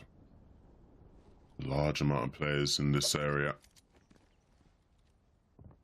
Almost becomes challenging of like, how do you position yourself here without getting caught out? There's a lot of sort of buildings and nooks and crannies though. That's why I can sort of stay where he is. But he is getting a bit antsy. You can tell he's sort of thinking about moving. Or at least cautious of people who can maybe take advantage of the fact that he's a bit in the open. Recon going for the island again here in this game. Maybe. At least positioned to be able to. Will he go up? Scary's definitely going up. Yeah, he's definitely going up. Surprised Recon didn't go up, but maybe he's just scared after what happened last game. I would be. It's not ideal. Here we go. Scary actually going for the throwing of the EMPs, connects with one. That was really nice. Is able to, again, go underneath, but if we've learned anything from last game, awareness is key. He's not, yeah, he's got to make sure he's checking behind him there. Is that 3 players up there now? Oh, gets hit with an EMP. Oh. Another one baited to go back through the hole that was made there before. That was really nice. And Scary now has to retreat down to the low ground down below. He's back inside the rift as well. I don't know if he really wants to let this island up. He doesn't. But he just has to admit at some point defeat, surely, when there's, what, 4 other players on that island? I think it's time just to disengage. And disengage he will.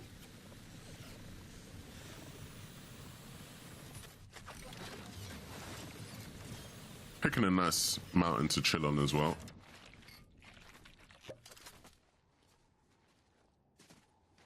I think in most cases in these solo lobbies, you just want to play as close to center zone as you can. Or at least be positioned here, like on a rift or on the pads. Yeah, Saltour here has the right idea. I think just hovering around this launch pad. Meta is trying his best to disengage. Only got 15 HP. Does have some shockwaves in order to get away and some chug smashes to heal his way up. But obviously not going to be too healthy now. This is the danger when you're doing something that everyone else is also thinking about doing. Recon cleans up another player right there. Soul2O does get beamed from another angle. So repositioning required as Recon finds himself yet another refresh, a little bit of loot. We've seen him be quite aggressive in the previous games, kind of finding his stride again and not making the same mistake as last time and trying to be too stubborn about that island.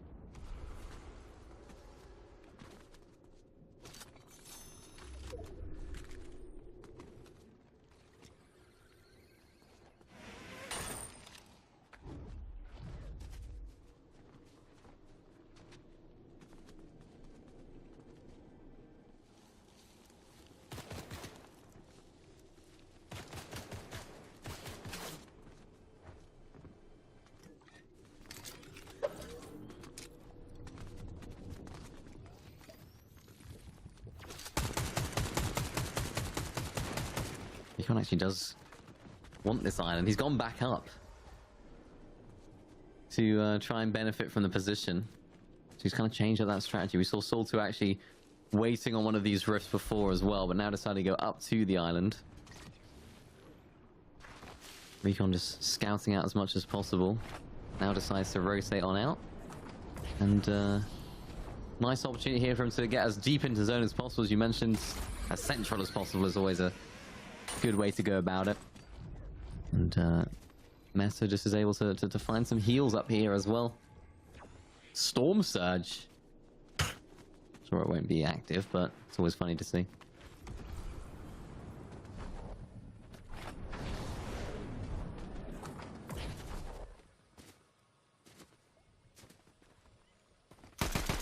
This game will be an interesting one for Recon. Because obviously, I mentioned, hey, look, you ain't got that same sort of win condition you had last game. And so in my eyes, I don't know if I can expect to see you doing as well as you did in that first game. This will certainly be an opportunity to prove that wrong. And he certainly has a good enough loadout to maybe make that come to fruition. Let's not get ahead of ourselves. Still so many players standing in between him and that first place spot in this game. Pulls the zone as well, which isn't too bad.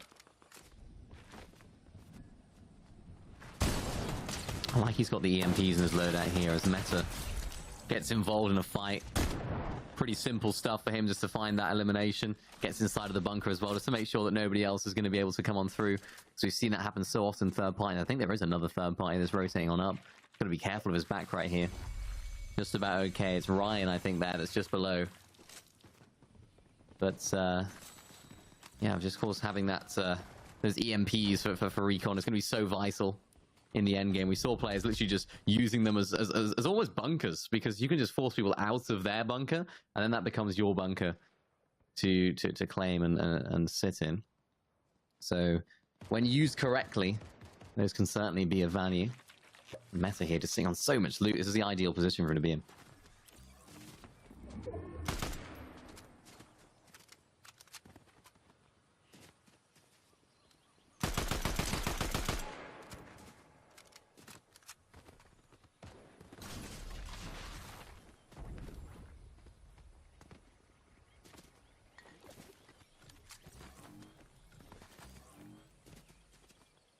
Still has cover by proxy of sort of monument here. She's sort of playing around. Still a bit more exposed and open than maybe I'd like, but as long as he stays moving, stays active, isn't just stationary, he'll be alright.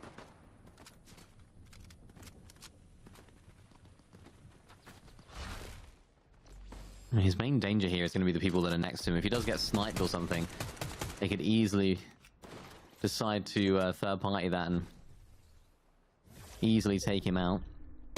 Samux trying to get some shots onto Tarps. No shield either, as Tarps goes straight into Nika Pro right there. Nice shots to take him out. Finds himself that refresh in the distance. Sammy inside of this bunker as well, inside of the zone as well.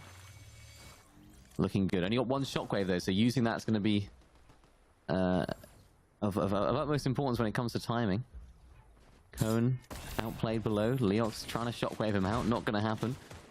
Now gets W key, and this is where this sort of area is going to start to go a little bit crazy. Another player up above it. Spray on down. And this bunker's become a lot less good without that protection from above, so he decides to go underneath. That's really nice. Look at this. He can't see those players that are going to have an angle on him. That's why he's chucking down another bunker.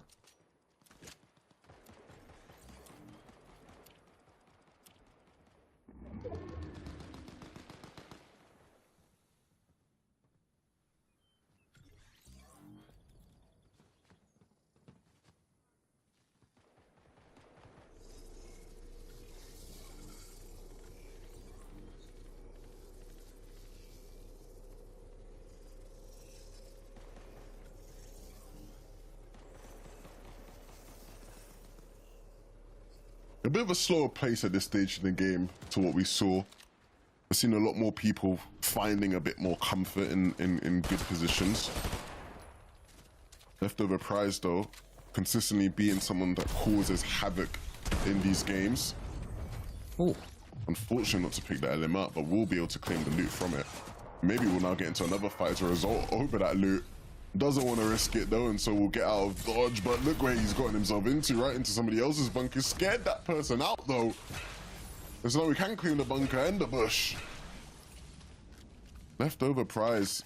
Things keep on working. A big pot just sitting there as well. How convenient. Really nice plays from Leftover Prize right there. Being aggressive when required, but also forcing other players out. Flobby would have almost benefited from actually going there. Actually shockwaves him over towards him. No. Takes a lot of the health off of Flobby, but gets shot in the back by Neopro. And I mean, why? He shockwave Flobby into him. Oh man.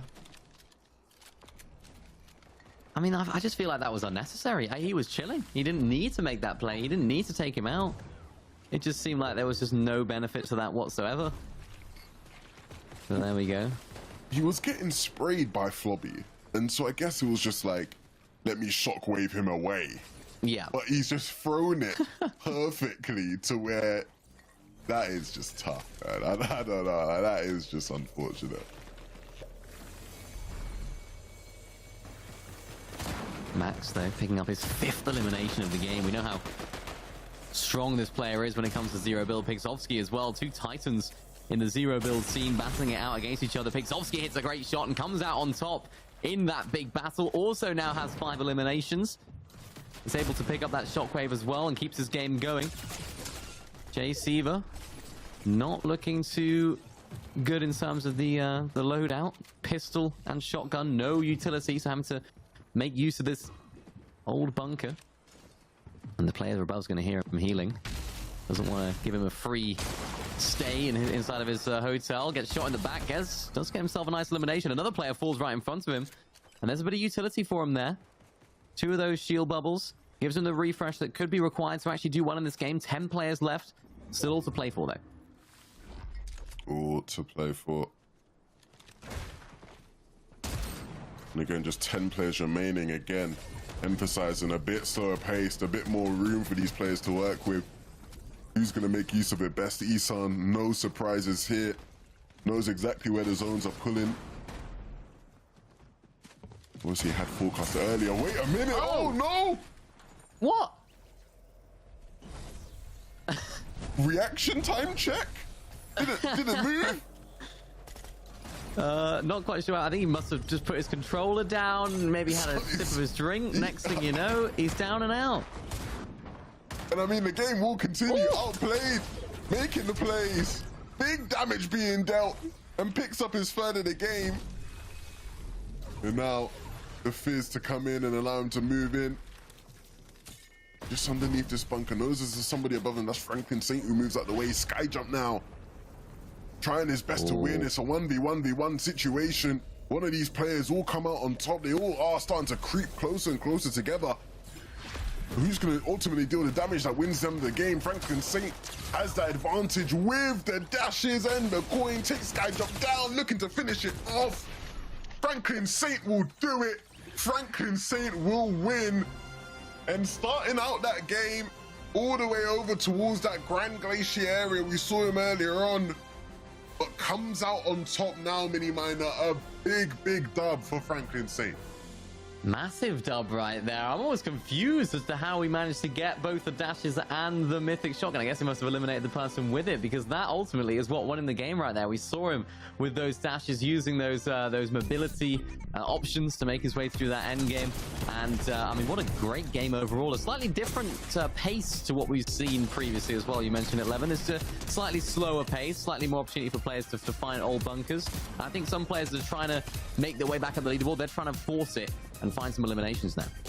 Yeah, no, I mean, I liked it. I like the pacing of that, because, yeah, you got to see sort of people express themselves a bit more in that game, and there wasn't as much to be punished for. But ultimately, yeah, it's now 2 out of the 3 games we've seen where whoever has that coin and that shotgun from Grimgate is going to be the one to come out on top and win things out. And so clearly a big win condition, probably the biggest win condition we've seen now in these games. But a lot of familiar names in that end game, starting to find some rhythm here, Mini Miner. Yeah, definitely. I mean, we saw Isan right there doing a really good job, and we saw him, of course, getting that forecast in that game. We sort of got a little insight into how he's able to be so consistent. It was this play from Outplay. Just before we saw that elimination, he actually slide kicked that player into the storm, which actually gave him the upper hand in that fight. Of course, wasn't able to be enough to win out the game. Franklin Saint was the one that was able to do that, and it seemed like a change of strategy from Franklin Saint. We saw him going to the Zeus POI, of course, before, and it seemed like that was not really working too well for him. But what we saw was a really nice play from him, actually, in the Grand Glacier area. Yeah, no, for sure. And I mean, we'll see whether or not this confidence continues, because he's already somebody who was doing well, right? When, you know, when it comes to like the overall standings, and this game will only assist and help that. Of course, Isan there with a couple more eliminations than what we maybe saw earlier, right? Which definitely helps. We saw again willing to take opportunities in endgame when they come to him. Not the craziest fragger by any means, but, you know, making use of what he has. And I think that's what's going to be the key for a lot of these players. Recon, another game that, again, isn't quite like that impressive win we saw earlier. And so I'm sure the leaderboard, the standings are going to start to catch up to him on the overall side of things. Yeah, and that was what we were mentioning earlier on. And you talked about how, you know, the luck of getting the best mythic and the best medallion in the game in the first game is not going to happen every single time if you're not playing for it, right? You're not always going to get it gifted to you. So it's all about how can you play when you don't have that in your inventory? How can you play when you don't have that easy sort of win condition, if you like, for the players? And I think we definitely saw that, right? We definitely saw a little bit of a difference right there. Franklin Saint, with that win condition, used it to his success as well. I think I saw 2 Franklin Saints, one in first and one in 11th right there on that leaderboard. So I'm not sure if there is 2 Franklin Saints in the lobby. Not quite sure what's happening there. Maybe we're getting confused as to which Franklin Saint is which. Maybe, I don't even know. One of them's doing good though. One Franklin Saint is doing. Maybe they just like back each other and they're just like together in arms. You know, it's like you win, I win. You know, they're just Franklin Saint fans, I guess. I respect that. They both love it. So, you know, that's what it's all like. Clearly, one of them is doing quite well, and the other one is probably looking at them and thinking, you know what, I can do that as well.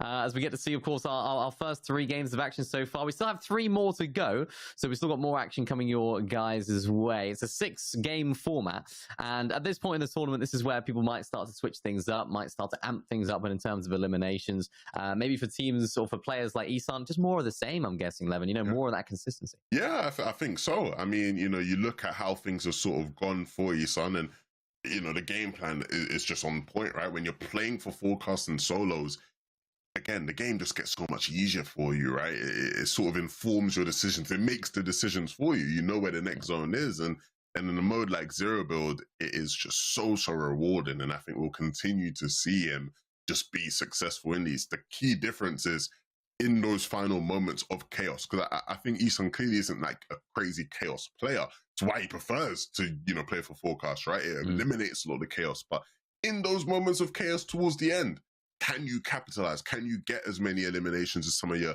counterparts are doing? If you can, he'll start to rise up even more.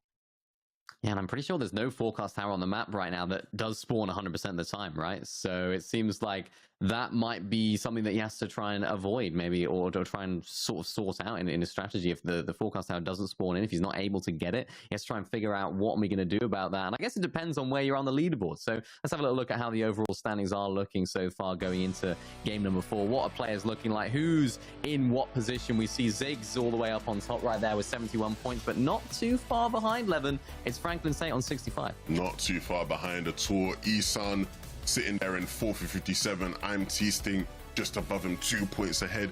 Recon still win the top 5. So as much as I'm giving him a bit of stick, still able to stay up there in the top 5.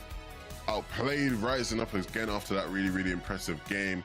And overall, that top 10, you know, even I'd say the top sort of 13, all players who have been key parts of these end games consistently here. Yeah, that's absolutely right. I'm seeing Pixovsky there as well. Just starting to find his stride, if you like. He had a 27th in the first game, 20th in second, and just a 9th right there in the third. So it seems like he's really growing into this competition. ZMax as well inside of that 11th place. Same sort of story, just trying to grow into the competition. We saw some nice eliminations from him. It was actually ZMax against Pixovsky in that game, which ultimately ended up taking him out. Skyjump as well, another one of our players that we talked about at the beginning of the show. One of our talented players that have sort of found their place on console and performing very well in the past in some high level competition. We get to see the next page as well. Some of our players that maybe now these are the sort of names that have to try and change up some of their game plan, maybe be a little bit more aggressive, try and play for that overpowered medallion, if you like, that Grim Gay area. Yeah, I think a lot of these guys as well have been struggling in the mid game, and what's the easiest thing to do when you're struggling in the mid game, mid minor? It's play for forecast, play for forecast. We're seeing some of those guys do it, so I think we'll see maybe some minor switch-ups in the mid-game strategy for some of these players, and some of them will just keep on rolling that dice and hope that, you know, they can pull a couple good zones. And yeah, I see the Franklins that you're talking about there. Yeah, not quite doing as hot as his counterpart all the way up there in the standings, but I'm sure they'll share the fame, not the money, but the fame. No, yeah, definitely not the money. Definitely. Franklin Saint will definitely benefit either way in this current situation. Isan, though, yeah, you mentioned it right there. I mean, players might start to play for these forecast towers, and that really can switch things up for someone like Isan, because, you know, I mentioned that maybe it might not spawn, but also even if it does spawn, you're not guaranteed to get it every single game. And players that are deciding to try and play for it, particularly if they are low down the leaderboard, we see Keon right there all the way down in 96. He might decide, you know what, I'm just going to play for this no matter what. I'm not going to disengage. I'm not going to back down. I'm just going to go all out, use all of my utility to play for this. And when you're Isan, that's a really difficult position to find yourself in. Yeah, for sure. You know, when someone who doesn't have fear is a very scary person to come up against, right? When you almost feel like you've got nothing to lose. So, and ultimately, it's worth it for those players down there, because of course everybody walks away with some sort of money, but you also want to walk away with more money. so you know, you're gonna do your best to sort of rise up as much as possible, and you'll make the big plays in order to do that.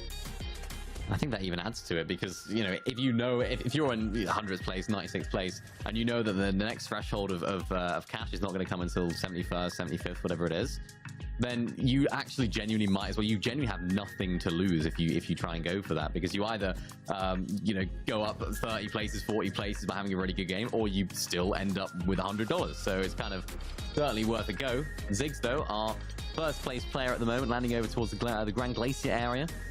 Seems to be a pretty strong spot for Zero Build. I kind of like this spot for Zero Build, particularly now that it's not going to be as contested without the medallion there.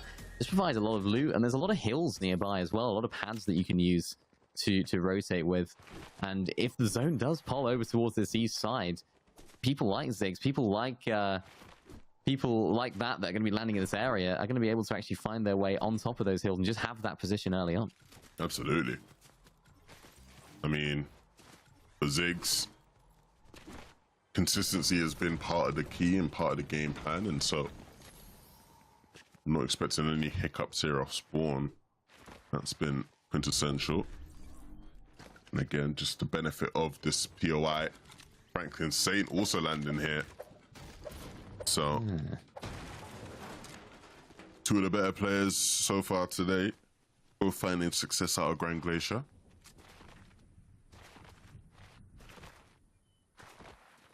And we haven't really had a zone that we would say would be in their favor.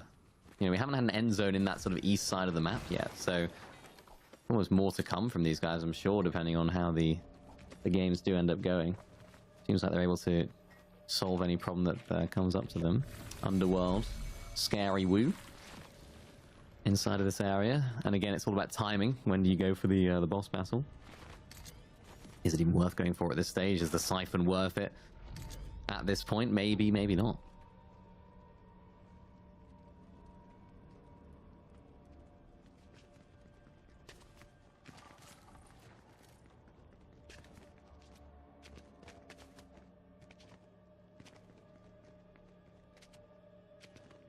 Scary, a player who played for the Island last game.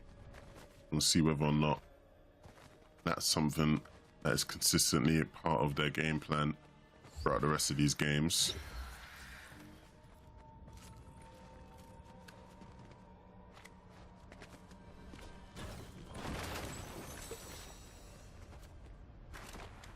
That's going to be the big question for Scary. We've sat in 39th place right now, yeah, with 19 points.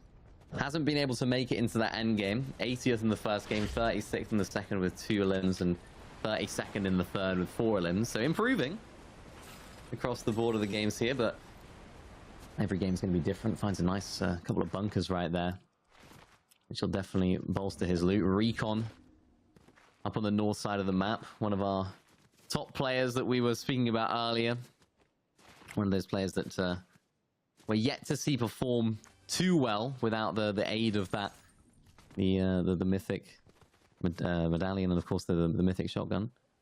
So we'll see what happens here, but looking good on the utility so far. So if he does need to get out of a sticky situation, you should imagine he could.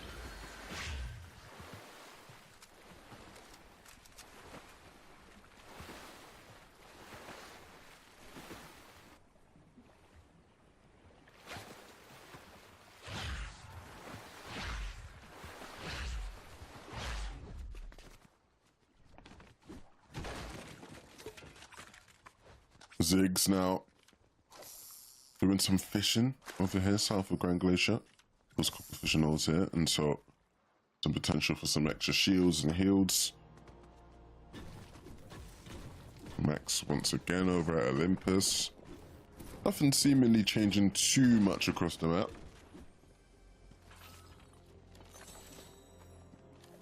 Yeah, it seems pretty standard. Maybe Max has gone for the mythic a little bit earlier than he did last game. We saw him get into a little bit of trouble with another player rotating in, but doesn't seem to have had that problem this game. So he's able to find that medallion. I do think that medallion is quite good. The increased speed, the increased jump. I'm not a hater of it. I'm a fan.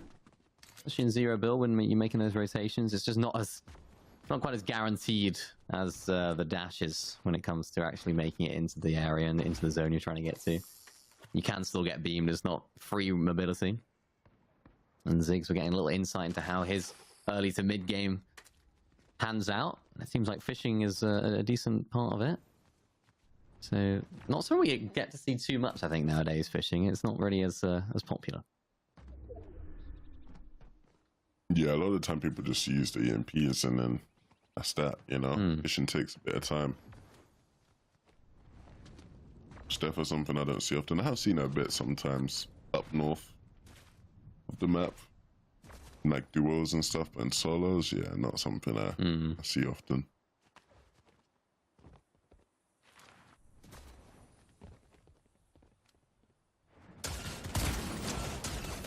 Here we go, big fight here for Recon.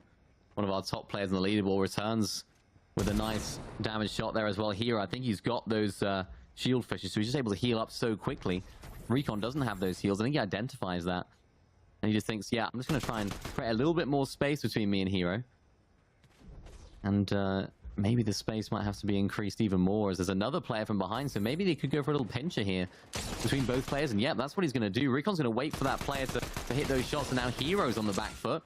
Tries to hit some return fire shots of his own. Gets caught again. There's another player that's looking over. And surely this is the end. Tyrak comes through. Easy as you like. Finds that elimination. Recon decides to come through, but I think this is the moment to leave for Recon, particularly with his HP. He's making that decision right now. You can see, particularly when he's getting shot from Tyrak. Doesn't want to force himself into a fight here, does Recon. And Tyrak is just making sure that he doesn't do the same either. Bit of a standoff. Such an awful situation if you're a hero. Getting pinched like that. There's nothing you can really do. Unfortunate. Wait, does he know? He must know, yeah, he knows. Does he know? Oh! He must know. Yeah, he knows. Nice shot. And again, takes that Tyrak, who was looking really good there.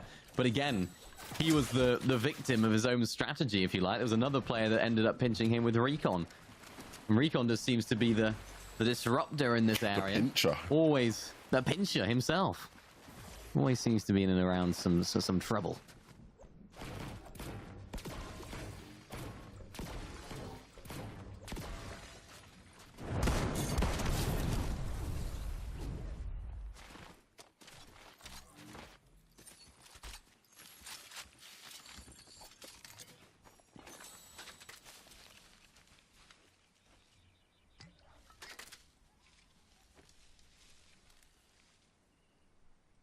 Nicely done from Virtus right there, able to pick up that elimination. Recon gets himself out as well, managed to find himself some heals. He's got that Blowberry Fizz at this point in the game is really nice. Decent loadout, considering where he lands. I'm intrigued as to how he's consistently finding some decent weapons. I guess it's just going for those eliminations. Finding refreshes. Yuki here as well, able to find himself a medkit, thankfully. Still all the way back in the storm. I think it was Hedra back there as well. And Altsu using one of those dashes. This is what we haven't seen too much of players using or saving the dashes too late on. I think these mid-game fights just force them to use them. Altsu's just sticking in this area, just trying to get a recharge of them every so often.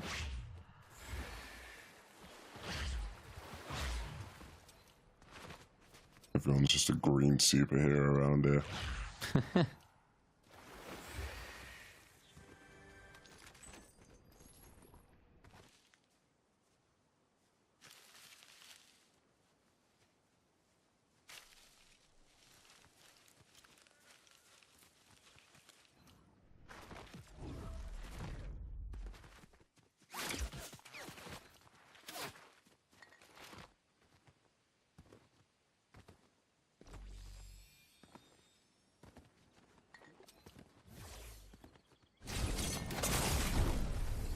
Oof. Isan, big moments here. One of our top players. Getting W keyed. Oh! Hello. Who's that? It's Slicksy. A spanner in the works. Wow. That is a huge spanner in the works. Isan, Mr. Consistent. Stopped in his tracks. That's insane. That was not what I was expecting here from game number 4. We just talking so highly of Isan, and particularly his consistency. Hasn't had a game outside of 12th in the first 3 games. So to go down here at what, 80th place around that position? That's really, really tough for him. How's he going to bounce back from that? We'll have to find out, as he only has 2 games remaining. Everyone else is going to be able to move up the leaderboard, up the standings in all of those placements. Gives an opportunity for players like Recon and outplay below him just to catch up a little bit. Altsu in this area. Get some decent tags into that other player, but of course when you're in this area you can't guarantee that you'll find an elimination, and the other player's just going to disengage. So for players that are in that top end of the leaderboard, a big shift, a big mix-up there with Isan going down.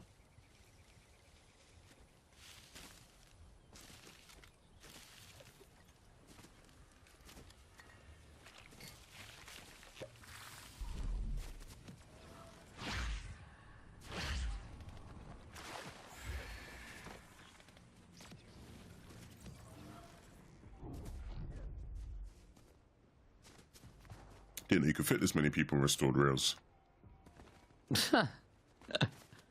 Everyone gathering around. You. Ruben. Over here towards Grim Gate. Surprised he's not just using his medikit. Got some bananas above there you could have picked up. Yeah, we'll use it now. And then pick something else up. I'm sure there'll be something lurking around there for him. And there was bananas above yet. Yeah. Just the one. You can only find them in ones, right? But you can stack, I think 4 you can stack. Yeah, I think it's up to 4. So if you get 4 of them, that's really, really good. 4 of them and you're chilling. Chilling.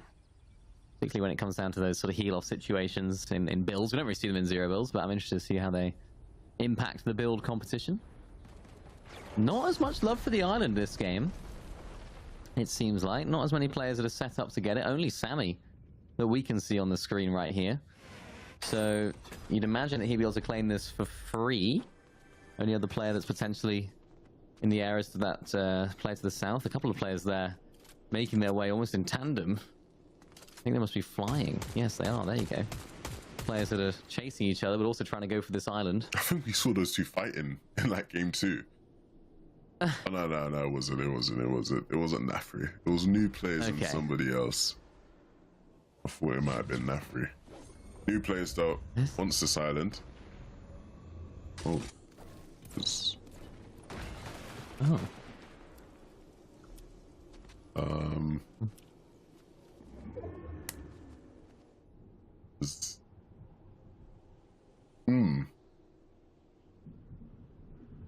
Not too much action between the two of them there.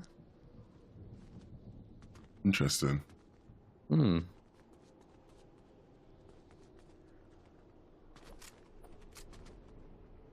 He's gonna claim it, so we'll be able to see Nafri soon. Maybe he doesn't know. As soon as he does get this red dot, he might then go over and aggress. You know, we'll see how this one plays out. The new plays. No, actually just disengages. And actually doesn't want to be a part of that fight. Never looked. So yeah, didn't even have a little look. So some interesting plays from those guys. Recon over at Lavish Lair. Player that needs a good game. He needs to prove himself here.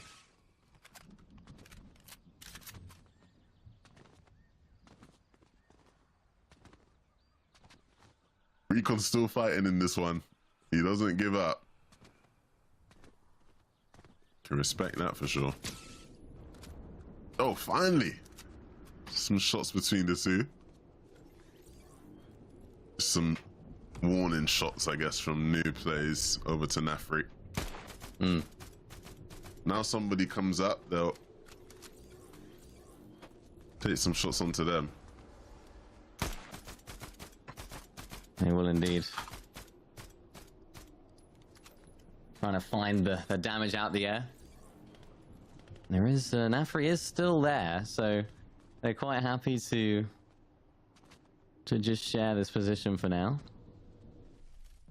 I think they must have been chasing each other, and then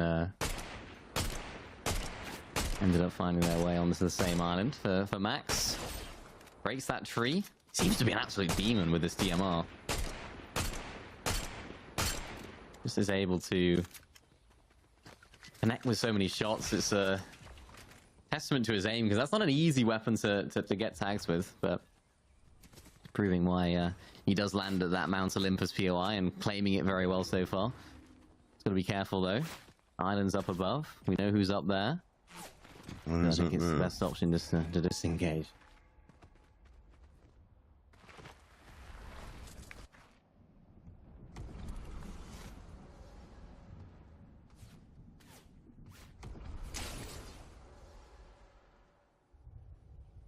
Couple shots come through, but not too much damage being taken from Max as he moves his way into this next zone.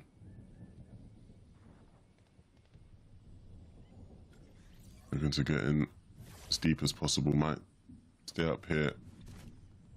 I think if it wasn't for Franklin Saint being there, he probably would have positioned around where that bush is. Really nice spot to be in, but place a bunker here now and we'll deal some damage to Franklin Saint. Ooh. Some significant damage being dealt to Franklin Saint now. He actually wants to engage on this and fight this fully, but someone else has come in, so he'll back off just a little bit. Very unfortunate circumstances there for Franklin Saint. Maybe should have done a better job of just keeping those people away. This guy is not bad at the DMR. Decent. Very decent indeed. That's how it's done. He's just got that bullet drop on lock, hasn't he? He knows exactly how to operate with this, as the next few shots that we see miss. But Franklin Saint, the one that's higher up on the leaderboard, unfortunately, surely his time is up, and it's Recon that does take him out. So that's another player that's up there on the leaderboard. A player that we know needs a good game and is having that so far. 3 eliminations to his name. Solid loot to close out the game as well. And a nice position inside of this bunker. Not quite inside of the zone, gonna have to move, but pretty decent. Oh no, gets exposed by the tires. Trying to get back inside the bunker. Just about gets back to safety. He has that shield crack, the overshield crack. And nobody really wants to make a play here because there's so many players that are looking on down.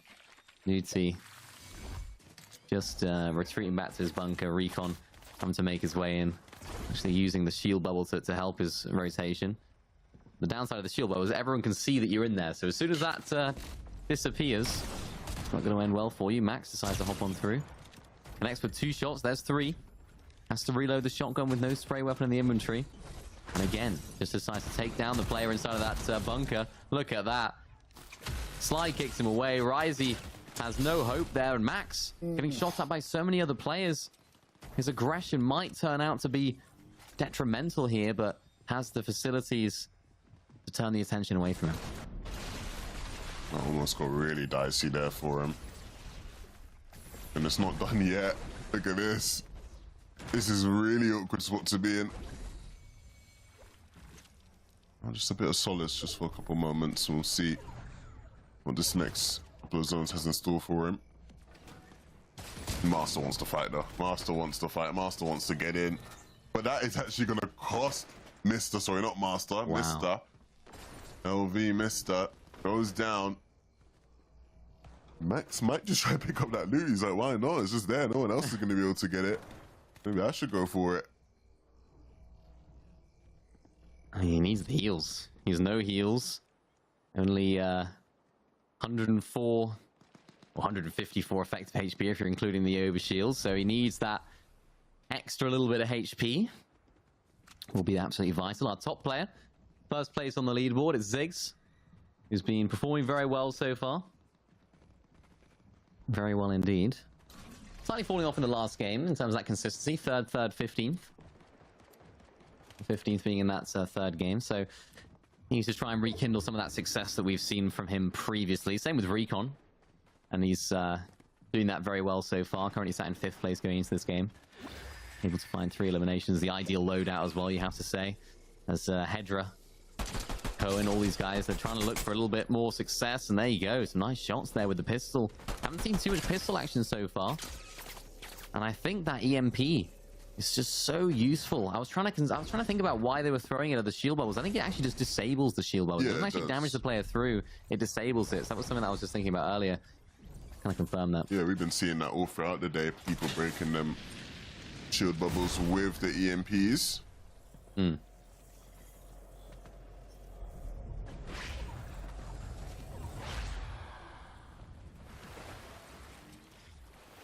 Teaston making good use of the dashes he had just to get ahead of that player behind him. Still a bit worried about him. Appion though went up a different way, and he's going to run towards where Appion just went down. He wants to fight. Oh.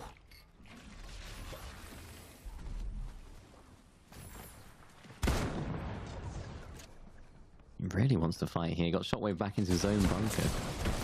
Well, that was quite, or that, his own bubble, which was quite nice. But unfortunately, in all of that aggression, goes down to Destru, who only on 13 points, so needs a good game. Right there, Recon again needs a decent game. Goes back inside of the house, which is looking less and less like a house as the minutes go by. All these bunkers that are taking up the space. Decides to shockwave away using the Flowberry Fizz as well. Makes his way really nicely into the zone. He's going to be able to chuck down a bunker as well. And gets tagged up a little bit, but not too much. So it's really nicely done from Recon to find himself in a really, really good position.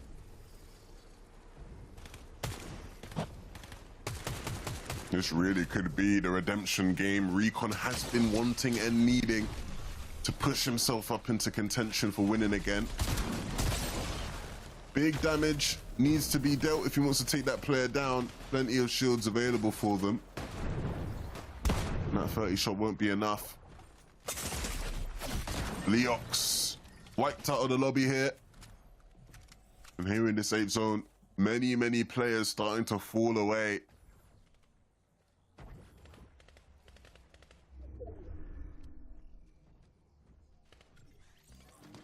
Seems like a lot more players in this endgame than we saw in that last one. So it's all going to be out reusing bunkers, finding space, using EMPs to try and create that space. And for Thomas, he just hasn't got any utility. He's making the most of this bunker that's right above him, just to find some sort of protection. Recon is also trying to find an angle on that player, but in the process exposes himself to Slicks right there. Does have 5 shockwaves still, so I'm definitely back Recon here to have a solid game if he doesn't slip up. Uses his final bunker in this particular moment in the front side of zone and has run out of bunkers now, but it pulls back over some old loot, some old bunkers, so he should be okay. And Slick's making that really nice rotation. Still got 2 bunkers to his name as well. Now just 1, but has the position above the rest of the lobby to go look on down. This is really where everyone starts to come together and fights start to happen. Fights all breaking out. Recon, he's getting involved in some of them as well. New plays taken down. And he's going to make the shockwave play to move up into that position. And rightfully so, that's where you want to be. They were toxic. Wanted to try pick up another, but this is that player who really holds a lot of the keys to the game. It doesn't seem like he's going to be able to do much. Recon would be very favorable to pick him up. That would have went a long way in his game plan. But no, we'll stay alive now, just getting into the zone.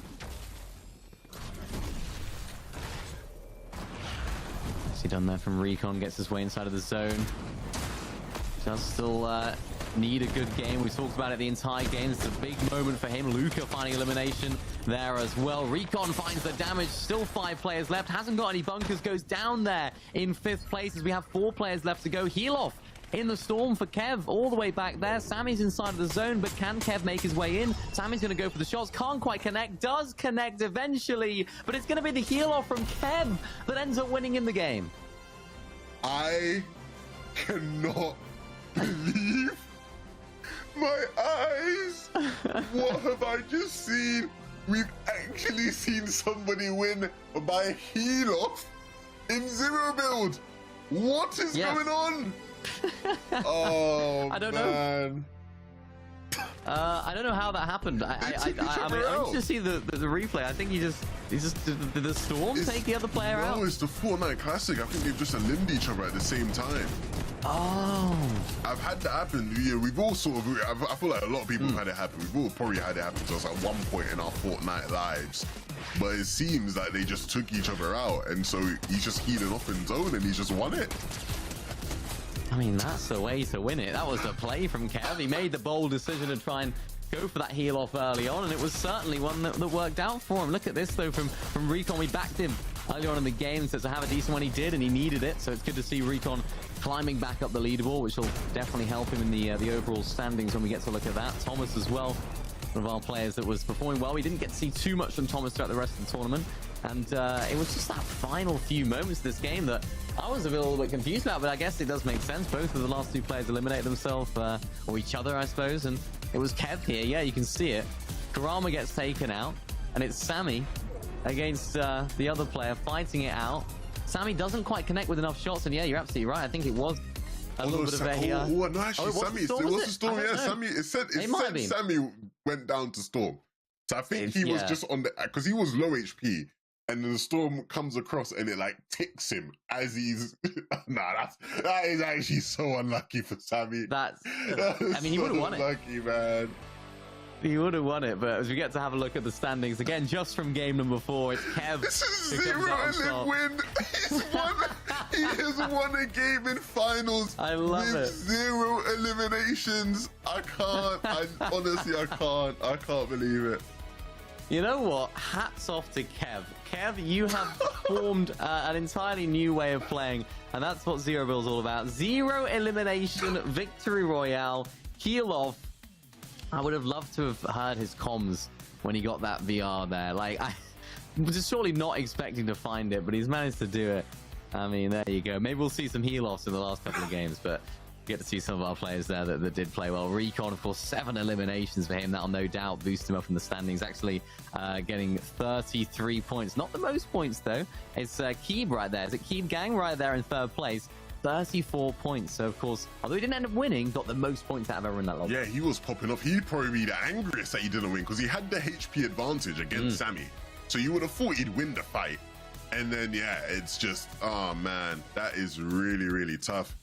I still just can't believe we've seen a 0-lim win in these finals. That was not on my bingo card for today at all. Yeah, things going on across the rest of the lobby. I mean, that game is huge. That game is huge for the standings. Of course, Recon, I think, will be flying on his way up just with how impressive a game that was, especially since some of his competitors went down a bit earlier in the game. So we'll see how that actually looks when the overall standings come around. But, I mean, what did we just watch? That game overall was fantastic, wasn't it? There were so many moments in there where I just didn't know what was going on. I was like, this is crazy. And it's interesting because Kev now is becoming a legend. Like Kev is now just like an icon forever. Yeah. But when he was healing off, like when he went for the medkit play, it didn't sort of note in my head. I was like, these sorts of medkit plays are good, not even as a game-winning play. It's just like the out healing, like those final moments of the game, right? So many players go down. The extra placement points you get, like hopping into zone and just like medkitting if you can get behind the bunker or something, isn't bad. Like you're gonna get yourself a lot of extra placement points that way. But you never expect to win the game doing that. Like you're just thinking, okay, instead of going down in 7th, I can maybe sneak my way into like top 3 and go down in 3rd or something. He's won the game. I mean, it's absolutely, it's insane. I don't even know. We've got 2 more games coming your way, though. We've had Helos, we've had Medkits, we've had Islands, we've had all sorts. Will that continue? Find out more after the break as we see game number 5 and 6. Gaming is defined by moments. It is intense. The joy of victory and the thrill of overcoming challenges. Welcome to our home of competitive gaming, where we can all experience exciting esports moments. The final 1v1 of the game here. And celebrate the pros and the rising stars. I do want to see a female in the NCS. Bringing you guides and deep dives. Horizon can go up, but she can't go up fast. And tournaments where the community competes. Wait! No way! Whether you're in a heated match, Back, let's go! or watching along at the edge of your seat. A duo taking down a trio. Let's create moments from the games you love. He'll take it! Join us and subscribe to our channel to follow everything esports on PlayStation. PlayStation.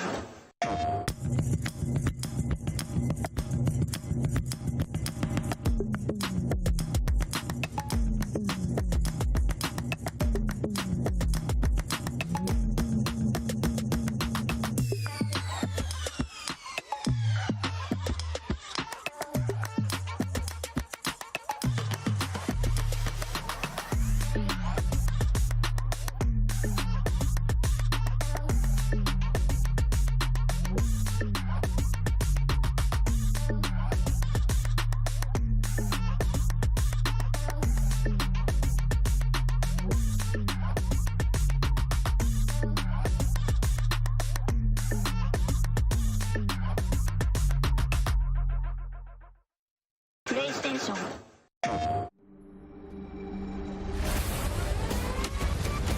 Enlist in the galaxy's elite fighting force. Work together to protect your future.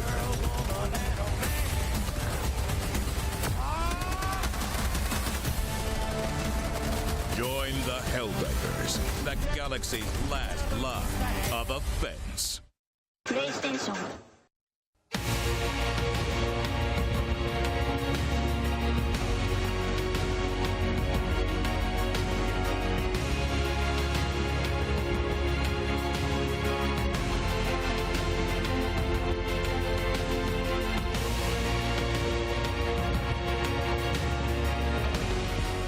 Welcome back to the Fortnite PlayStation Cup finals. We've had 4 games of crazy action so far. Game number 4 didn't disappoint. Levin, I want one word to describe game number 4. What are you gonna say? I had 2, but I was just gonna say heel off. That's really what I was gonna say. That counts. Yeah. That counts as well. Yeah, I respect it. Game number 5 and 6 coming your way very, very shortly. We've had an amazing set of games so far, and certainly some surprises coming our way as well. No doubt that'll continue here in game number 5. I mean, yeah, that last game. You know, I always say when we do these, like, I'm expecting things I ain't seen before, but that was a whole different level of something I've just not seen before and wasn't expecting to ever see in this type of competition. So we'll see how much more of that we can get. New plays here is going to kick things off for us as he darts his way on over towards his POI of choice over here at Fence and Fields. And a lot of other players looking to land here as well. And oh look, there's good friend Nafri's here. Also in the area. Love to see it. Yeah. Fencing Field seems to be a popular choice. Yet to see too much fighting off spawn though, so maybe that'll change in this game. As new plays is making sure to loose up. Recon, one of our top players at the moment, having yet another solid game. We saw from earlier on, actually in first place overall. We didn't get to see the overall standings previously, but on top with 85 points. Zig in second place with 80 points. Karama's actually in third place with 69 points. Zero Bill Demon FN is in with 66. And Testing is in 5th with 64 points. So it's still pretty close when you're talking about sort of 5th to 3rd. Seems like Ziggs and Recon have kind of moved their way up the standings and the leaderboard just to give themselves that little bit of a buffer. What's that? 16 points between 1st and 3rd. Only 5 points between 1st and 2nd. So things can definitely change here. And we've seen in the past players that have not had the best start sort of come back a little bit with a decent performance. And now's a better time than ever. Absolutely. You want to make your mark on the tournament, on the competition? Do it now. I love how Zig tried to go in there. I do it every time. Bit big for that. Too big. Karama, another player who's been ever present in these games.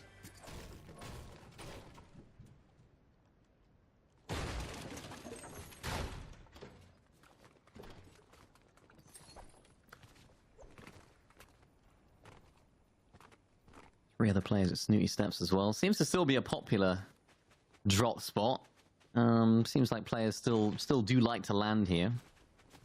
And for Karama, he's actually quite happy with the loot that he's managed to gather from his side, and thinking, you know what, I'm just going to get on out of here. I'm not risking fighting, having to waste these bunkers early on. He's getting looked at by someone, but should be able to make it out in a fairly simple way. He needs to, of course. 3rd place on the leaderboard. Important moments for Karama.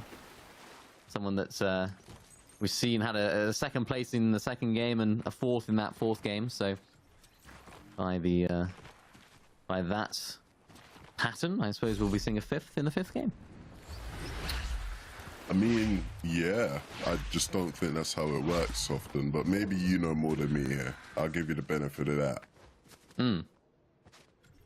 I don't know if I know more than you, but I might have just found out something. Like the discovery of... You've clocked it. Yeah. This is just green.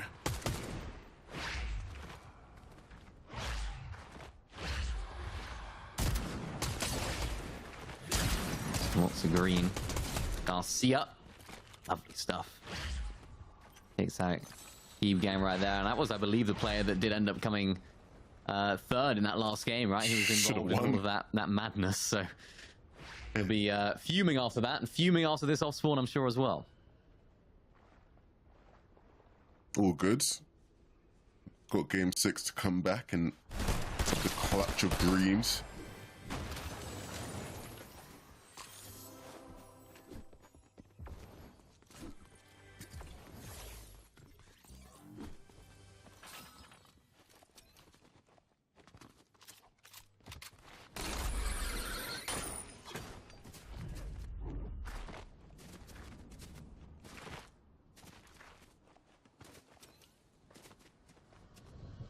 the leader, Recon. We have got to see a little bit of their sort of off-spawn, their early game throughout the day, and it seems to be pretty solid, honestly. I think of all the players that are playing, they don't really rely too much on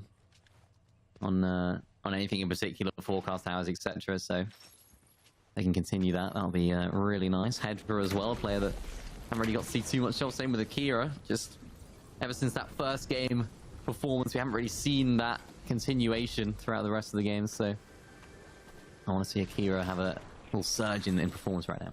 Yeah, just one of those players who's always involved, always has sort of moments here and there. It's all about making, you know, a bigger impact. That's what you want to try to see him do in these games.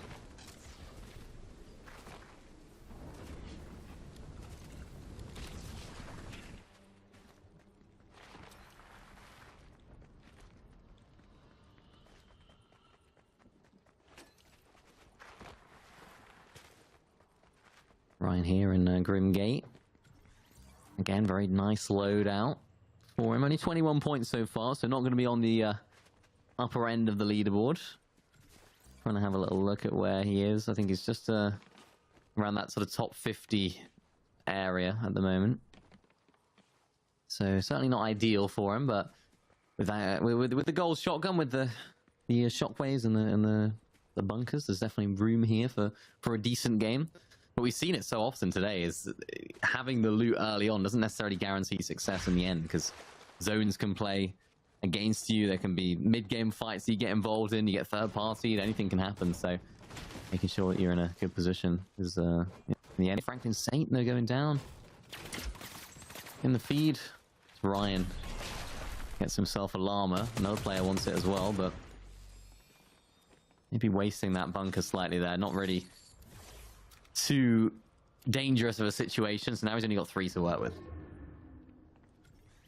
Yeah, I think just became a bit overprotected of the llama. But it's fine, I understand.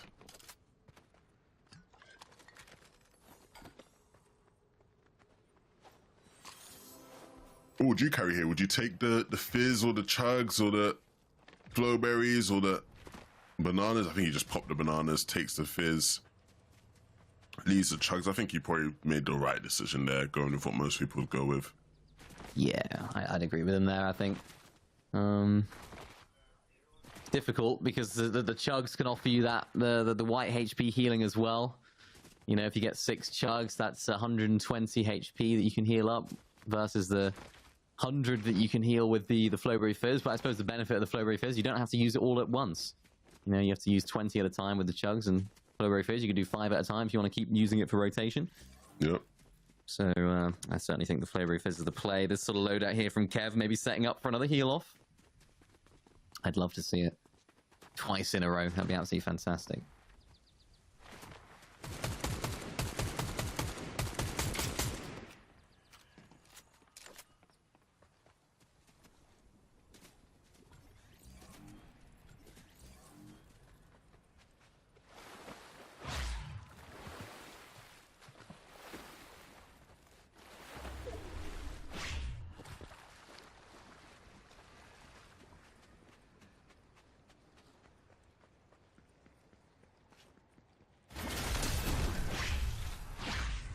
Sky jump in the heat of battle right now. A couple players behind him, one in front of him.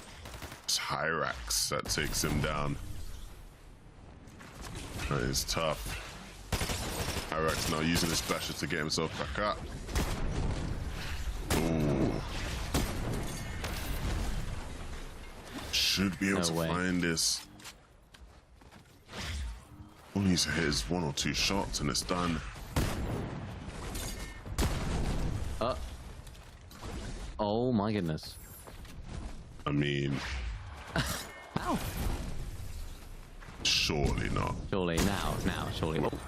There it is. I really was getting worried there. Yeah. That's one of those where if you're Hyrax, you're really hoping you're not on the main feed. You're really hoping you're not on the broadcast at that moment. But he was. So Managed to figure it out though. Thomas getting some shots onto Kev. I just want to see another heal off from Kev. I know he's thinking himself the same. And Thomas is a player we saw performing quite well in the last game as well. So another player that's sort of moving their way up the leaderboard. Hopefully they'll be able to continue that and find even more success. Certainly what you'd hope.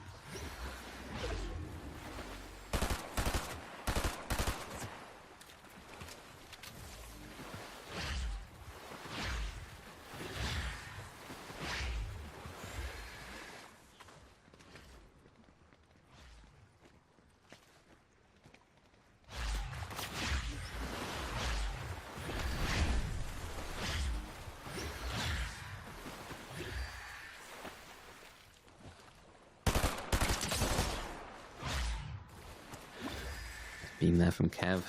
Really nice place to rotate through. You just know that you're not really going to be susceptible to getting beamed, sniped, anything of that sort. We haven't really seen too much sniper action today. I just don't think there's enough space in the inventory. As I say that, he gets absolutely lasered by another player. Yeah, so what are you dropping the sniper for? And there's not many snipers anyway. So there's less snipers to be found. And even if you do find them, so what are you dropping it for? It's tough because I think if you do manage to sort of somehow squeeze it in your inventory, I think it can provide so much value, because especially in a tournament where there's not many snipers in play, not a lot of people are actually thinking about it necessarily. You're kind of over peeking a little bit, being a little bit nonchalant with your gameplay, if you like. You're being a little bit less thoughtful about that. I think it could definitely result in some nice sort of bunker takeovers, some nice refreshes. It's just, what do you drop? Literally, what do you drop?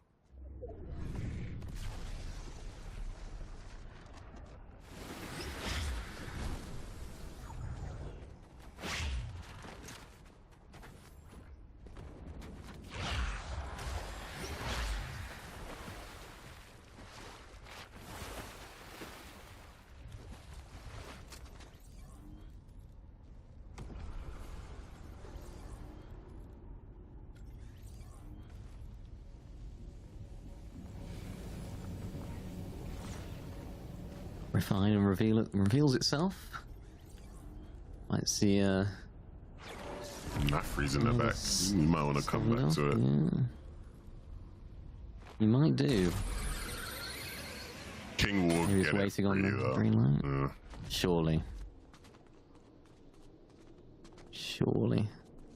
Well, we have seen players that look like they're going to get it, and then it ends up going against them. Someone's coming up now, it looks like, at least. Hmm. The green out underneath could be a threat.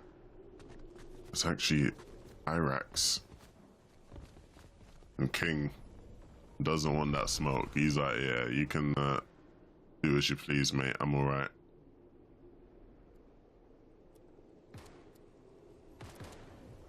This is the point of the game where some players might be less willing to take risks and less willing to try and go for that island. Looks like King is one of those. Really doesn't want to force it if he doesn't need to. Irax really wants this island. Investing a bunker at this point, just to make sure that he should be able to claim it. Franklin Saint the second goes up there as well. And Max is also just peering over this top area. So there's 3 players on the island right now. Nafri down below, just observing. And I think for now it's going to be an easy claim for Hyrax. Although Franklin Saint might be trying to stop it. I think he should be okay. Yeah, it won't be too many issues.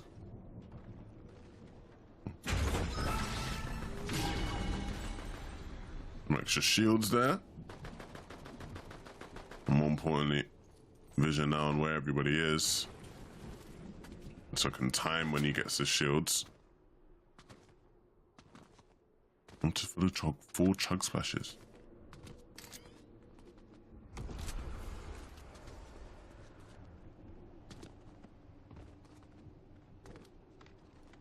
Seems like this is the strat as well when you're up on the island, just to break as much of this top area as possible. See, Max has done that, just making sure that nobody could sneak up on him and use those as angles against him. Franklin Saint also up here. Let's see a few of the different names around the island there as well. So lots of big names. And one of the biggest names here, Ziggs, in terms of this tournament, is second place on the leaderboard so far. So just being very, very cautious as to how he goes about it. Not looking great on the loadout, I must say. So it'll be interesting to see whether he can find that refresh. Max, on the other hand, is looking pretty strong. Has those 2 bananas. And, of course, has his classic, mythic DMR as well that we've seen him use so effectively so far. This is what I was talking about from Ziggs. There's just no real utility apart from these EMPs. We might see an end zone here ending in the Green River, the River Styx, where people are able to get those dashes. That's going to be hectic if that is how it does end. Have to see where the zone ends up pulling. The Ziggs just makes his way into the zone. With 3 charges now to his name. And can use however he likes. I'm sure he'll have to use them wisely. Crossing the river here as well, I think, is the best option, as it's a good chance the zone continues to pull up towards the north.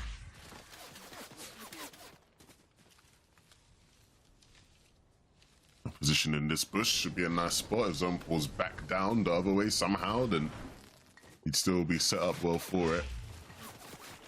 Oh, and using another one of his charges. I don't know if that was intentional or needed, but it happened now, so gotta roll with the punches.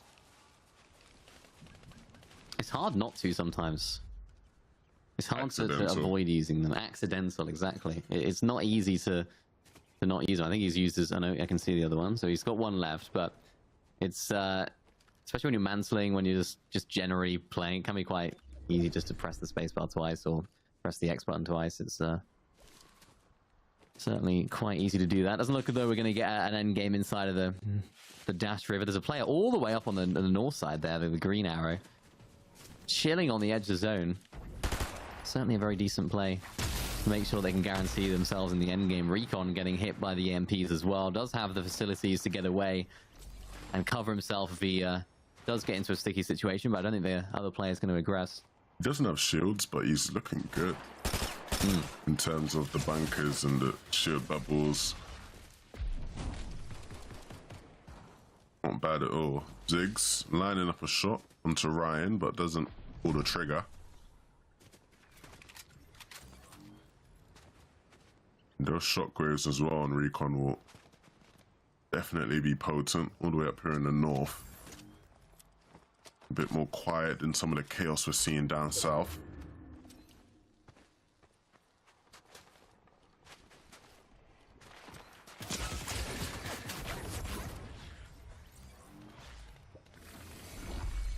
Looks like just trying to get some of the dashes for himself. Does get beamed in the process, but this is quite nice for him. He's able to get some dashes, use a couple to make his way into the zone.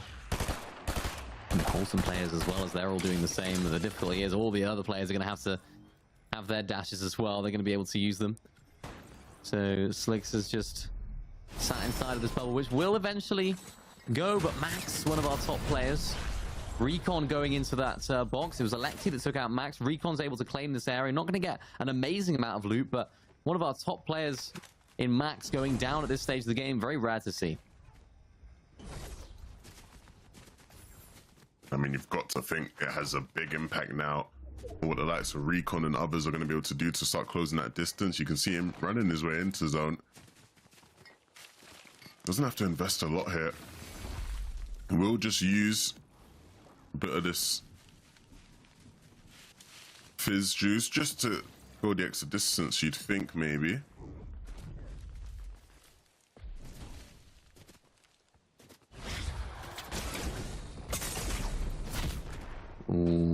Iraq's down, 5 limbs down. Recon makes his move now and actually spots Alexi. Probably wishes he could have taken a shot, but he doesn't have anything other than the shotgun. This loadout here, I mean, he's gonna get this a limb. Wow, you're playing with fire with that loadout, because if you miss one of those 3 shots, it's over. it's over. Yeah, it's over. Just over.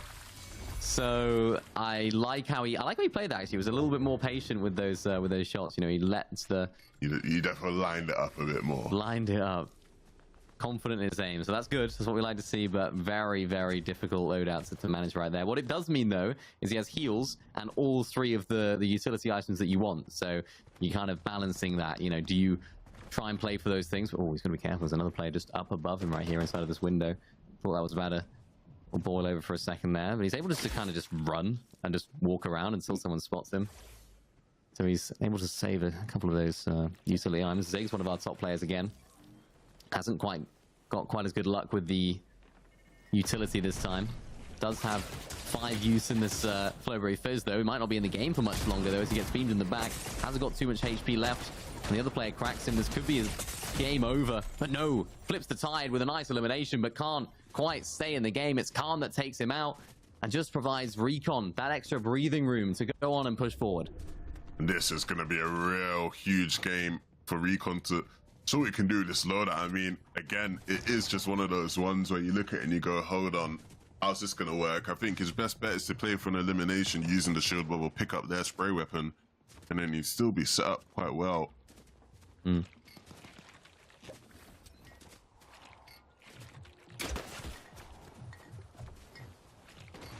Huge moments here for Recon. Remember, this is our leader. Second place in Ziggs went down.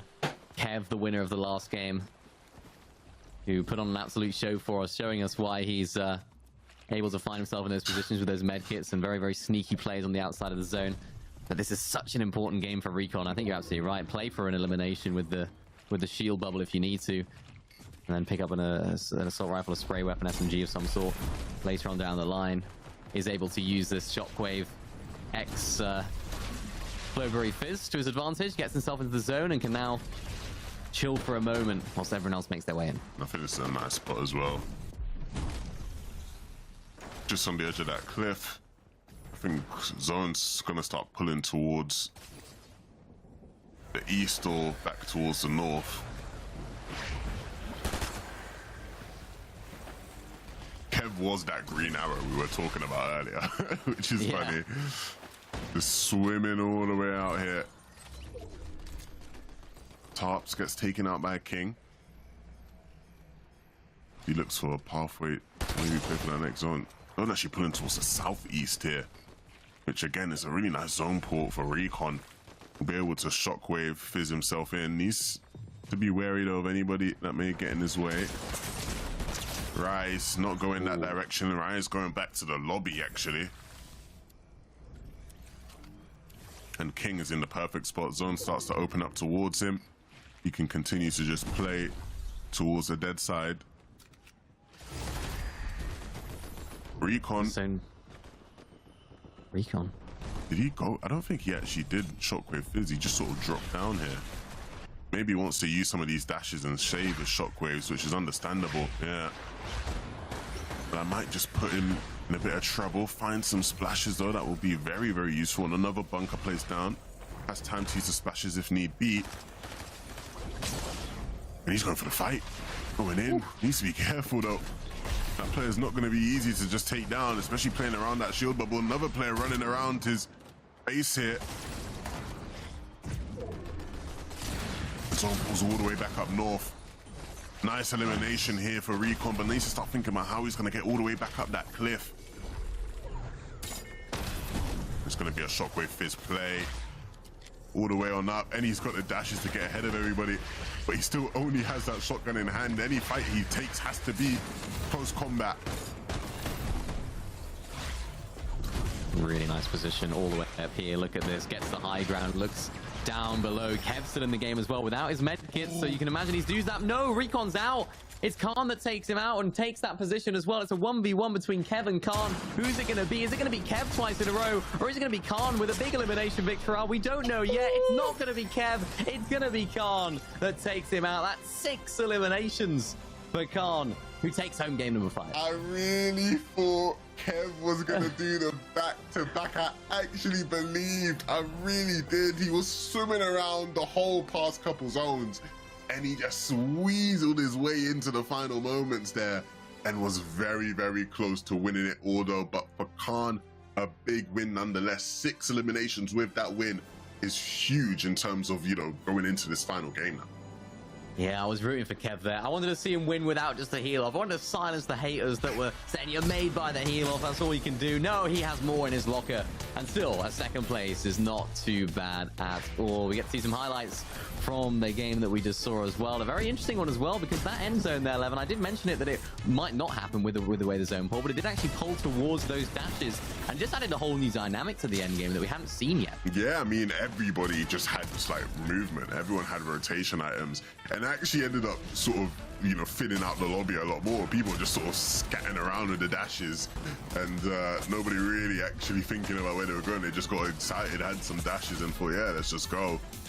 But yeah, interesting zones there towards the end for sure. Definitely made for a different flavor of game to what we've had in the previous ones. Yeah, we saw Recon there as well with just that single shotgun loadout. It seemed like he was quite stubborn about it as well. He didn't really want to take anyone else's spray weapon. He made sure to prioritize that mobility and, of course, those utility items, the bunkers and whatnot. So I think that definitely worked out in his favor. He's going to definitely boost his way up on the overall standings. And this is it from Kev. Nice eliminations through and through, but unfortunately not going to be enough. It's the big battle. It's the battle that everyone's been talking about shotgun-wise, right? Because Kev had the gold gatekeeper shotgun, and Khan had the mythic one, right? So, you know, everyone's been talking, which one do you want to take? In this case, it was the mythic one that came out on top. So, hey, maybe something there for the people who want to entertain that one. Nevertheless, though, a massive game for Khan. 42 points is gargantuan in the context of this competition. New players, another really good game. Recon, as much as he probably wanted and deserved a bit more out of the game, 4th is not too bad, and 22 points will go a decent way as well. I mean, overall, going into this last game, I really do wonder what that sort of standings looks like and who really now is in the pole position. I think it probably will be Recon, but I think there'll be a couple close behind it. Well, remember, Ziggs went down early, didn't he, in that game? And he was second place by only 5 points going into game number 5. So for Recon, he was able to stay in that game for a long amount of time. You could see that almost in his gameplay, where he didn't necessarily want to go for too many eliminations, wasn't trying to go for too many risky plays. He only had the one, I think, there in that previous game. And yeah, there he is, Ziggs in 26. So I think all he needed to do was just to stay inside of that game, which he did very well. You know, made sure to keep mounting on those placement points and ensuring that he could stay involved and stay at the top of the standings, which I'm sure he still will be. But it all comes down to the last game. This is where things can change. We've seen players move up the standings. I mean, Kev, he was nowhere to be seen after the first 3 games, and then managed to find himself a victory royale in the fifth game, and then, or the 4th game, and then a second place in that 5th game. So he's able to boost his way up on the overall standings, I'm sure. Yeah, that is massive for Kev. He's really had, you know, a lightning second half of this competition, sort of from out of nowhere for us, really, and really showcasing what you can do. But look, all these players, all these ones, especially back here, right, the ones who maybe didn't have the best of a game 5, it is this game 6 that really is the difference maker. That's where, you know, your fate is really decided. And so it's going to be a game of big switch ups, big upsets, I'm sure, because there will be players that will pull out things from who knows where to try and make an impact on this game. Yeah, you never quite know how the last game is going to go, because all it takes is Recon, for example, to go down off spawn, for him to get contested, maybe Ziggs to have a crazy off spawn win, or even the opposite, for everything to shift and change. So I'll be interested to see how that's going to look. And I kind of want to see how the players that are further down kind of act. You know, we talked about going for that Grim Gate medallion, going for the Forecast Tower. We haven't seen that yet, I don't think. We haven't seen like a massive change up in strategy. It seems to be sort of same old, same old. Yeah, and I think if there's going to be a game where that has to change, it has to be this last game. Again, it's like, you know, you're walking away with $100 guaranteed. Everybody in this lobby will do that. Just do something to get a bit more. Do you know what I mean? Because worst case scenario, you don't succeed and you still get your $100. So, do you know what I'm saying? Try something different, try something out of the blue. And, you have that experience going into the next competition as well. Yeah, and if you have just joined us, we're going into the 6th game of this competition. It's the finals. It's the last game of a 6-game format. $3,000 does go to our first place player. So there's lots on the line. Second place getting themselves $2,000. So that $1,000 difference is going to make all the players that are in that region really try and fight it out for that top spot. And I'm excited to see how things go here. We've had 5 games of good action, 11. I want to know your one highlight. I think I can already guess what the one highlight's going to be. Really? But if you could choose one moment, what would you choose as your highlight moment? I'm curious what you think my highlight is, because I think we'll... Really? Should we both say it at the same time? Okay, we'll both say it at the same time. 3, You ready? 2, 1. Heel off. The Kev heel off. Yeah, it was the Kev heel off for me. That was just like nuts. I could have never predicted that. I feel like we could have maybe predicted a couple of the things that we've seen today generally, but somebody winning by a heel off was just never something you would have seen or expected in this type of lobby. And then for Kev to then go back the next game and be like, no. It's not just heel offs. Like, I'm here to stay. And again, even then, it wasn't heel off, but it was almost like a very similar strategy of just being very safe and cautious. Like, he spent the majority of the last 5 zones just swimming.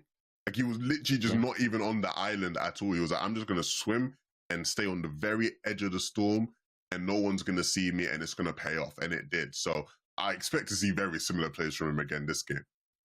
Yeah, definitely. I mean, we saw him throughout that whole game carrying 3 medkits, and then when we went onto him in endgame, they seemed to just disappear. So I think he might have even played a little bit of a heal-off strategy earlier on in that endgame. Maybe played a little bit of Storm and then made his way in, because it was such an easy rotation for so many players in that last game with all those stashes. But I'm glad we're on the same page about the best moment of the day. If you did miss it, go back in the stream and watch it. It was an absolutely fantastic moment. It was one where we were all sort of a bit confused. We didn't really know what was going on. Like, what was actually happening there? Yeah. And there was a couple of moments during that game where we were quite like that, but we'll see how this last game goes. We are getting into it very shortly. We're getting all the players ready to rock and roll on the battle bus. Overall learnings from today, 11. Is there anything that you might have seen that you were surprised at, that might have took you by shock a little bit, or is it kind of just business as usual? Business as usual. I think today has definitely reinforced that Grimgate is very, very strong. And that if you have access to the mythic shotgun and you have that medallion that you get from Grimgate and you have the ability to dash, yeah, you are set up good. What's that now? I think maybe that's 4 out of the 5 games we've seen, or maybe 3 out of the 5 games we've watched where the winner of the game had that when they won. It's like, whether you get it early on, I think a lot of the times the people who are getting it early on aren't the ones who are holding on all the way. But once you get it near the end game, you're more or less, a favorite to win the whole game. It's just guaranteed movement, super, super strong. It's almost a detriment to get it early on, it seems like, for those players. We haven't really seen the players that have got it early actually go on and win, because it seems like you're almost a target for those players that are trying to find that medallion, that mythic. Someone we haven't seen too much of today. Only a couple of times off spawn. It's Malabuka, picking him up at the beginning of the show. Unfortunately, it hasn't quite worked out for him off spawn. Looking at where he's on the leaderboard, 96th, unfortunately. Quiet day in the office for Mali.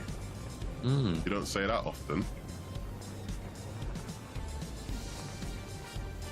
You really don't. Let's see if he can end the day with a little bit more success. This reminds me of Chapter 2, Season 4. Everyone landing on the one chest, and it seems like this is the one that everyone wants to land on. Does get himself a DMR and a shotgun here, Malabuka.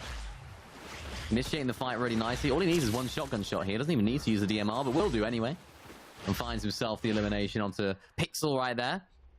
His doubles his points for the day. And there it is. What a flex. What a weird flex. We get it, bro. You won FNCS. Like, we get it, bro. You ain't got flex on everyone like that, man. Just a little reminder, just in case we forgot, he is the FNCS champion on EU at the moment. And that pickaxe is clean. I know, right? I reckon we should try and get it one day, We've always asked. We've always asked. Every season I'm asking someone from Epic, like, hey, could us casters, just get it? Just for a day. Yeah, we should, day, actually. I'd take it for a day. Exactly. Maybe at the end of the year, once the FNCSs are done, you give it to the casters as well, Give it to the casters. You get it. Just to keep them happy, stop them nagging all the time. That's what we need to do. We need to beg. We need to beg more. I will. I definitely will.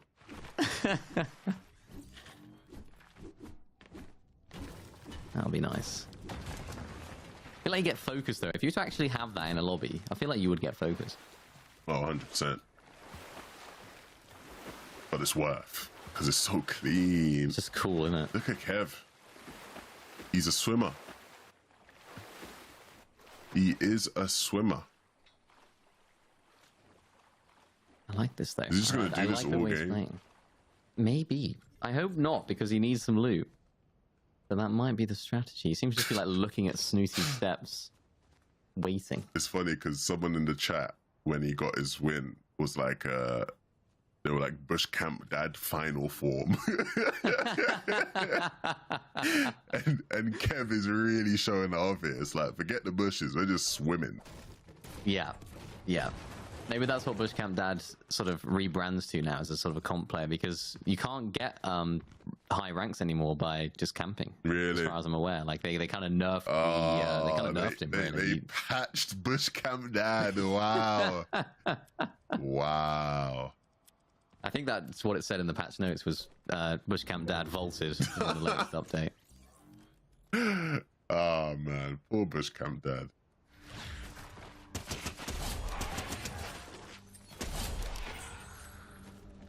Here we go though, Malabuka. Starting to take out some of these dogs. I don't think these are as part of the battle, I'm not sure. Maybe they are actually. Yeah, they the wolves are. are. They were just a part of it, but yeah, they are. So he's able to now move his way over to Cerberus 6. That is our second place player with 89 points going down. And if you not keeping up with the leaderboard, Recon's up on top with 107 points. That was Ziggs right there going down on 89, I believe, unless he got an elimination. So 89 points is what he's going to be frozen at this point. Kev's still in third place, Karama in fourth, and Noah right there was just able just to spoil the party for Ziggs. That's always the danger when you're up on top of the leaderboard. Anything can change, particularly off spawn, and that's where it all went wrong for him.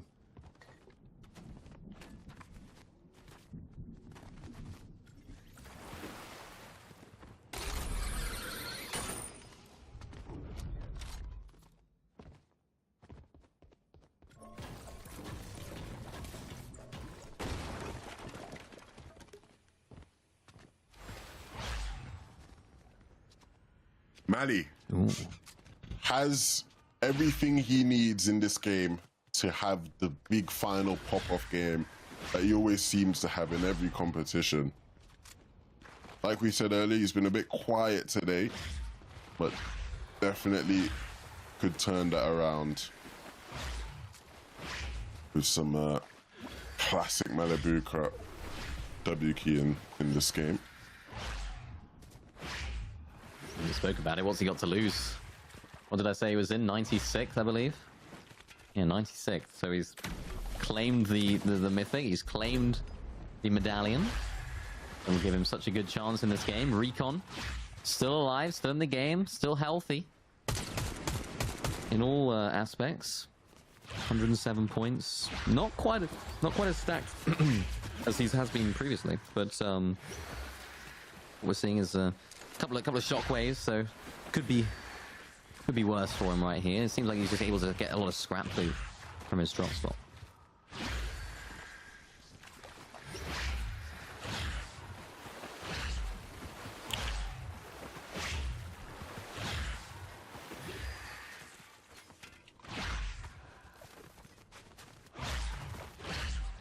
Recon's always got some good loot.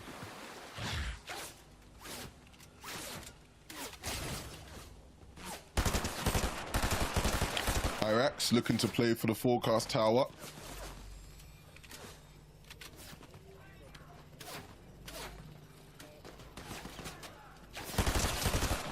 Why did the bot spawn so far away? That's really been bothering me lately. They spawned so far away.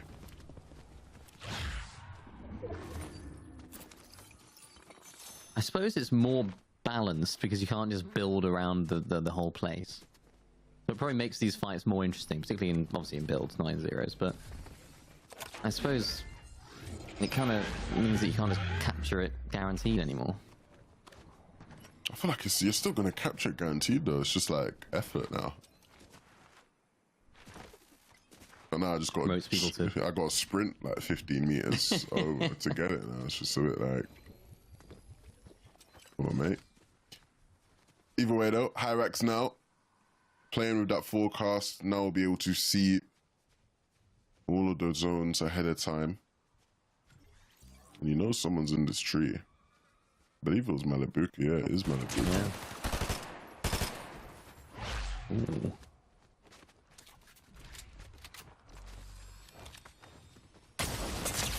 Yeah, third place player against Pixovsky, one of the biggest console names. Kev needs to get out of here. He really does. He needs a decent game, particularly now that Ziggs has gone down. Opens the door for him. Was around about 17 points behind Ziggs going into this game, and I think he still is. So it's an important one for Kev, and we haven't really seen him get involved in these mid-game fights too much. Seems to be focused on making it to endgame, playing on the dead side, etc. So going down here would be an absolute disaster for him. You can see him just being extra cautious about everything that he does, because every single move that he makes here is going to have knock-on effects, positive or negative. I'm glad he survives, because Kev is someone who now has become a bit of a fan of, to be honest. Yeah, I don't know. I'm just rooting for him. I really am. Sometimes you do have those people, whether it be in sport, in esports, in anything. You just like them. You know, you just have something for them. You like the way they go about their business. Ooh, Flobby down. Certainly one of those. Oof. Flobby was chasing after Pixovsky. Well, everything kicking off in sort of mid-map here.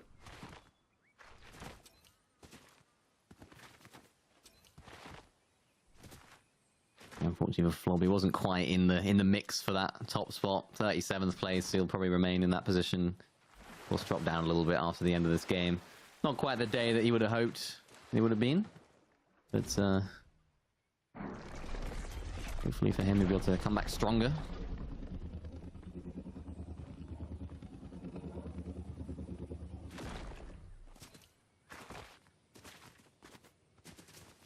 Hyrax as well. Player that is also running only one weapon at the moment, but he's opting for the burst SMG as that weapon. So it'll be interesting to see if he can put that to good use. Recon, trying to find a good opportunity to take some shots here. Nice to see it.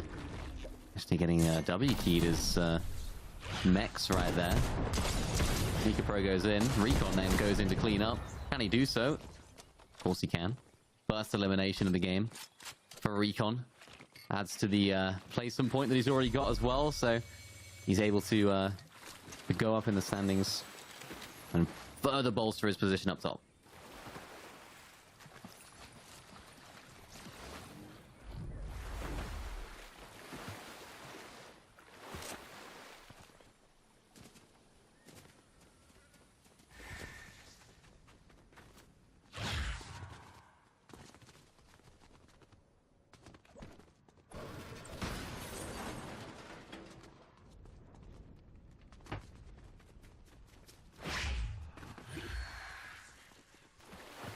He's been promoting it so much, I actually just had to go check his IG.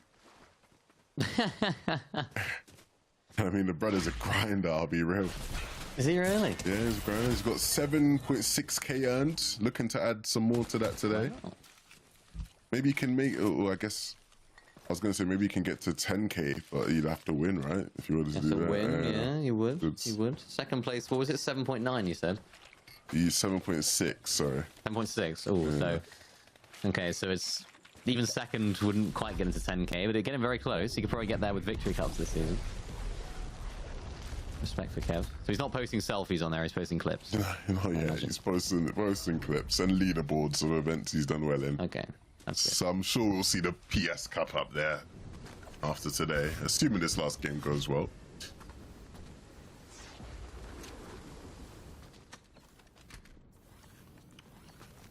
what we've seen from him all day, just sort of playing inside of the Storm, not afraid to do so either. And I mean, it makes sense when you think about it. Storm sickness, realistically, is his main trouble, but you know, there's no real need to rotate in too early. If you have a plan, you have the whites, you have the potential for it. Games aren't going straight over to heal off. You don't have to worry about that right at the end. So it's definitely a play. It seems to be working out. Recon just below this island. Interesting to see if he actually goes for it at this point, because his position up top is not safe.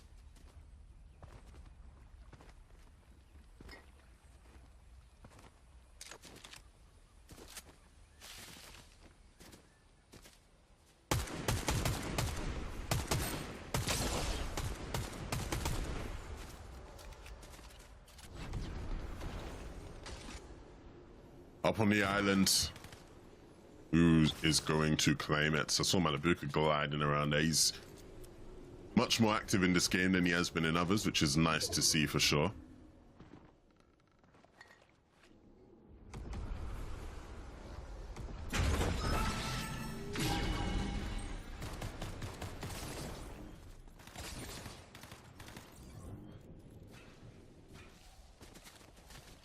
A lot more action on the island here as well. Seems like people are more willing to fight.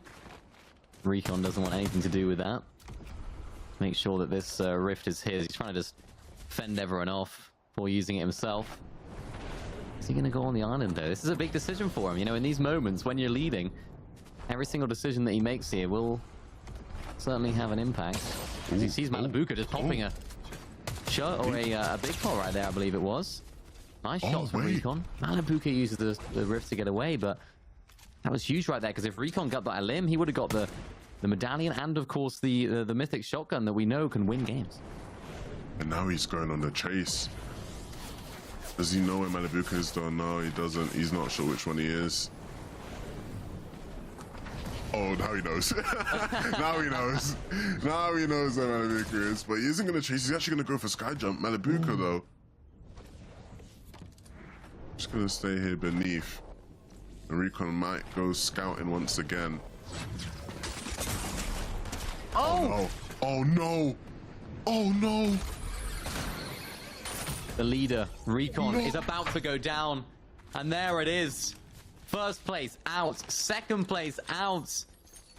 The top of the leaderboard is certainly about to shift in this game. It's certainly about to be mixed up. It opens the door for Kev, who's in third place. And if there's anyone that knows how to make it to endgame, especially in this the latter stage of this tournament, it's Kev, and here he is. If he saw that in the feed, I don't know if it's maybe he's got anonymous mode on or something, Recon, I'm not too sure, but if he knows, he surely understands how big of a game now this needs to be. He needs to make it to endgame.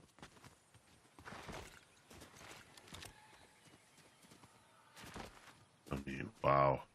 The opportunity here for Big Kev is not a joke.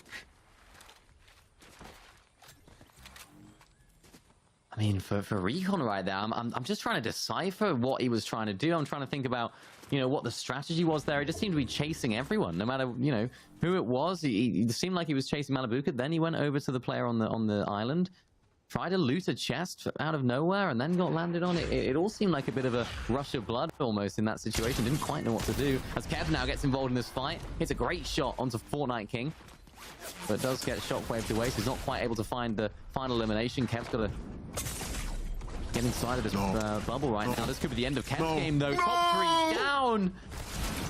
And the dream for Kev is over. The fights under the island are proving to be so impactful for the overall standings. Who now can take the lead? Is it Kurama? It is Kurama. Kurama now is that next player up who you're looking at, and it'd have to be a monumental game. He'd probably have to win, right, with a fair amount of eliminations to be able to get what, the 30+ points he needs to overtake Recon. So really, all eyes now are on Kurama.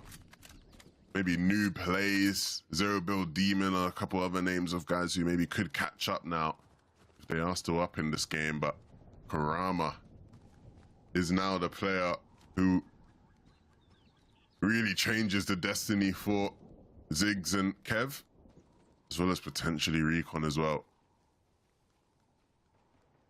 If you're Recon in that moment, there's going to be a sigh of relief that the other players that are around you that could potentially overtake your top spot in Ziggs and Kev are down and out, so he'll be happy about that. But it's not over for Karama. He needs a round of 5 elimination victory royale to get the 40 points that he needs to overtake Recon. I think he ended on 110, maybe a little bit more. So 5-6 eliminations and the VR for Karama should do it for him.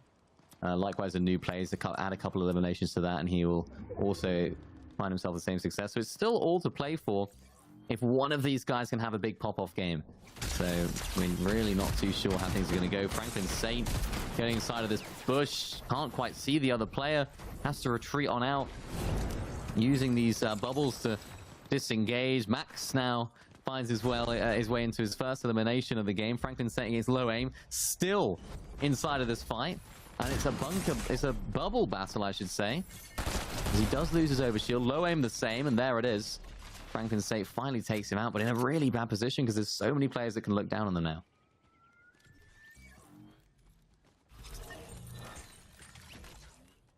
And yeah. Just like Franklin that. Saint is out here.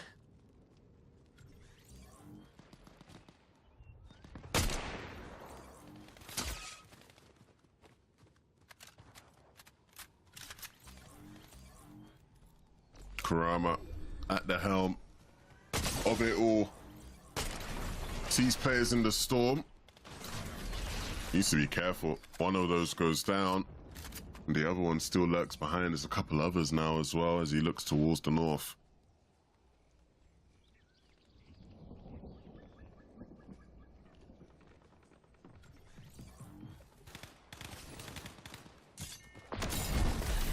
Karama's looking good here. He's got the shockwaves, so he shouldn't have to worry too much about the rotations. It's just when he gets into the zone, what's he going to do? Where's he going to position himself? Because at this point in the game, there aren't going to be too many bunkers that are going to be there that aren't already occupied. And these shield bubbles aren't going to last for too long. You can see him there just trying to get inside of this tree, potentially, just hiding underneath it for now. Got to be so careful, because every single move that he makes here is going to have an impact. I don't know if he knows it, but he's the front runner for the points right now. New plays also in that conversation, so all it takes is one big game. Karama getting looked at now by Nafri and New plays at the same time. New plays just trying to take this position of Nafri, who decides to disengage or move out of that position. And Karama now, this is what we were saying about him. He needs a big game. He just doesn't have the bunkers to get some safety. He has to shockwave away. Uses the bubble as well to ensure that he is safe. Noob plays right down below. And this is difficult for him because there's just so many players everywhere to be seen right here. We've got Khan up there. Hedra there as well. Cone in this area. There's about 5-6 different players all trying to squeeze into 2 bunkers, and there's not enough room for all of them. Khan just says, you know what, I'm out of here. I'm going to make my own space, but unfortunately the hill is going to force him down, and New plays is also in this area. Khan has to waste yet another bunker. It's so difficult for all these players right now. New plays decides to go on in, gets tanked up in the process. This is a really difficult position to find yourself in for all these players, because not only are you in and among so many different players next to you, you're also being looked at by all those players up on top. Yeah, and this rotation could be one that poses tricky, especially without shockwaves. Just has to fizz and pray. I'm probably gonna have to be one of the last ones to rotate there as well. If he tries going early, certainly will be punished for it.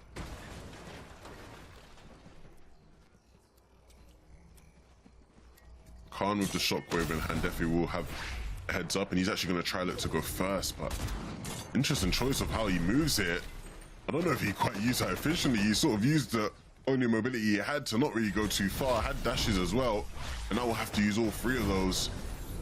And ahead of the pack, but not by much. Probably going to start getting shot in the back here. New plays, dealing damage on his way, and Karama will go down.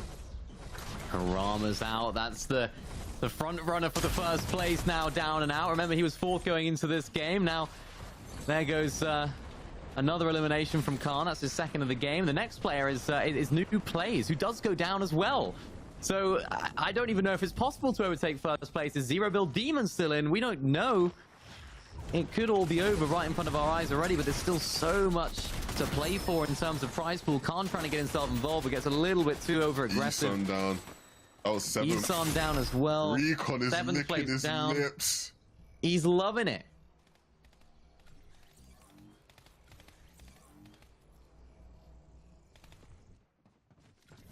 I don't even know who's left that could actually realistically take over that first place spot. Zero Build Demon potentially. I don't even know if they're still in the game. Slicks testing. We'll have to wait and see. 7 players remain. Meta inside of this bunker. And I think the leaderboard's not going to change too much as we've seen it. That's Slicks with an elimination. He was our 9th place player going into this. 65 points going into this. Max also still keeping himself in that conversation. A little bit lower down though, so I don't think he's going to have his eyes set on that first place spot necessarily, but still potential for him to move up in the ranks right here, especially if he's going to hit some shots like that onto other players. And with all of this mobility that he can use, he can get right involved with Slicks right now. Cracks the shield, gets another shot. There's the elimination. Slicks is down and out. His dream is over, and now there's only 4 players left. Outplayed, sitting above a lot of his competition, needs to start moving down though, closer towards them. 5 elims already in this game. Max has 3, missed up with just the 1, but can he add a couple more just to solidify this game? Just the 3 players remaining. Outplayed, looking to be aggressive, getting Mr. Face, and it is going to pay off for him. That's the 7th. Can he pick up the 8th to win the game against Max? Another prominent fighter in this lobby. It looks like Max is going to have the edge and gets his 4th to win the game. Max FN comes out on top. A player who has been very impressive throughout the day, has showed us why they are an ever-present force in these lobbies, and they close out game number 6 of the win here, Mini. Really nicely done from Max right there. We always knew that Max had that potential. We haven't seen necessarily a massive pop-off from Max all day, but he's left it to the last moment for us. Game number 6. Even still had 3 shockwaves in his inventory right there at the end, so didn't even need to use all of that utility at the end. But what an incredible game that was. We saw our top players going down early, which made things really exciting for the players down below, but it just seemed like no one wanted to deliver, Levin. No one wanted it. I mean, yeah, like it was really tough towards the end there. I mean, a lot of drama to say the least. You know, once Recon goes down, you're thinking, okay, someone's gonna overtake him now, and every single person that was in line to just kept falling and falling and falling in more tragic ways. I mean, again, Recon would have been the happiest person alive after he went down, seeing all of his opponents going down. And you've got to think he's held on to it. Khan, other players in this lobby, again, maybe haven't had the crazy pop-offs, but have done well throughout the day to make this a fun competition. And then, of course, the winner of the game, Max. Again, it's always one of those players who's going to just be present. Outplayed, unfortunate not to win the game. That would have been a huge win. But Outplayed, an 8 elimination win would have been massive, but Max just got the better of him at the end there.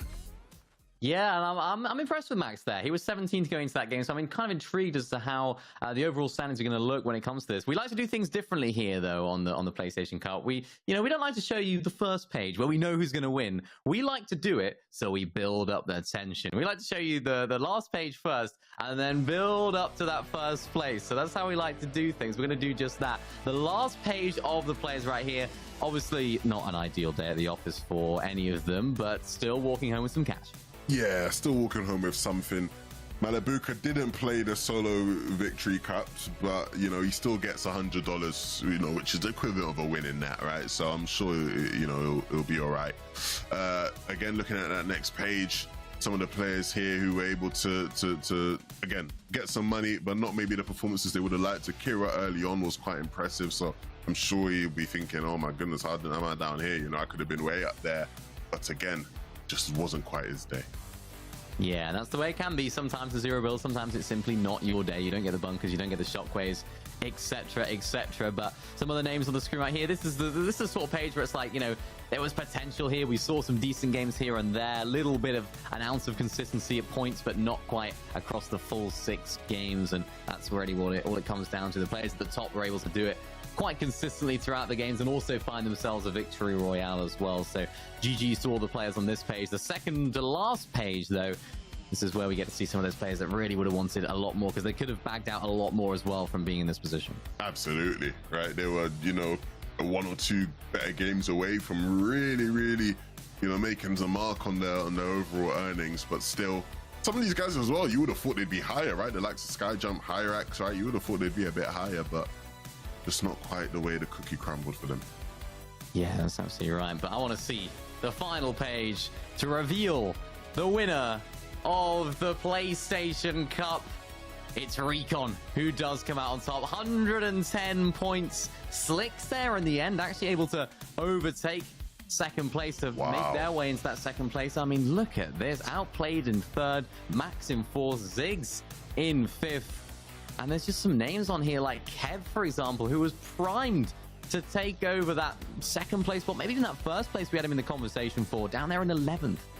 I mean, that's tough. That is tough. Again, big congrats to Recon. Super impressive throughout the competition. But that last game really threw a spanner in the works. Like, everything is sort of changed up almost, right? In terms of, you're looking at who the top 4 players who could have overtaken Recon going into that last game. They're nowhere to be seen in that top 5 anymore, right? Outside of Ziggs, who was ironically one of the ones that fell a bit earlier, we thought. So again, big props to Outplayed, especially right that last game. Again, could have easily been second place for him if he had gotten there limb onto Max and won the game. He would have been in second, but nevertheless, big props to all the competitors that played today. You know, definitely did not disappoint and entertained all the way throughout. I mean, the overall strategy from Recon today was absolutely terrific. I remember when he won the very first game, didn't he? With the mythic and with the dashes. And I know we were talking about it. We were like, is he going to be able to continue that? Can he do it without the mythic and the dashes? Yeah. Proved us wrong, didn't he? What a fantastic day it was for him. I mean, even just seemingly getting so much loot from an area where it didn't seem like there was that many chests. Just so it showed that his strategy was on point today, Lemon. Yeah, nah, Recon was on point. Definitely proved any doubters, including myself, wrong. You know, is again, you know, you looked at the way that first game went from, you would have thought, okay, how many times is he going to have that win condition? Didn't matter. Put in a shift every game after that one, and entertained along the way. Was really aggressive in a lot of those games, and that's what we like to see. Some interesting styles as well. Shotgun only one game, really, right? So these kind of things. I mean, he's a worthy winner for sure. Yeah, it was absolutely fantastic across the course of the 6 games, and the players definitely put on a show. So shout out to the players who are playing today. Of course, a big shout out to everyone for watching. Thank you to you guys at home for tuning in today for the PlayStation Cup, and of course, watching the games go down. It wasn't a lack of action today, let's just say that. There was always some interesting things to watch, but we have some more action coming your way as well. The NA PlayStation Cup, I believe, is coming very soon as well, so make sure to look out on the socials for that. Hope you guys enjoyed today, and we'll see you all very, very soon for some more Fortnite action. Goodbye.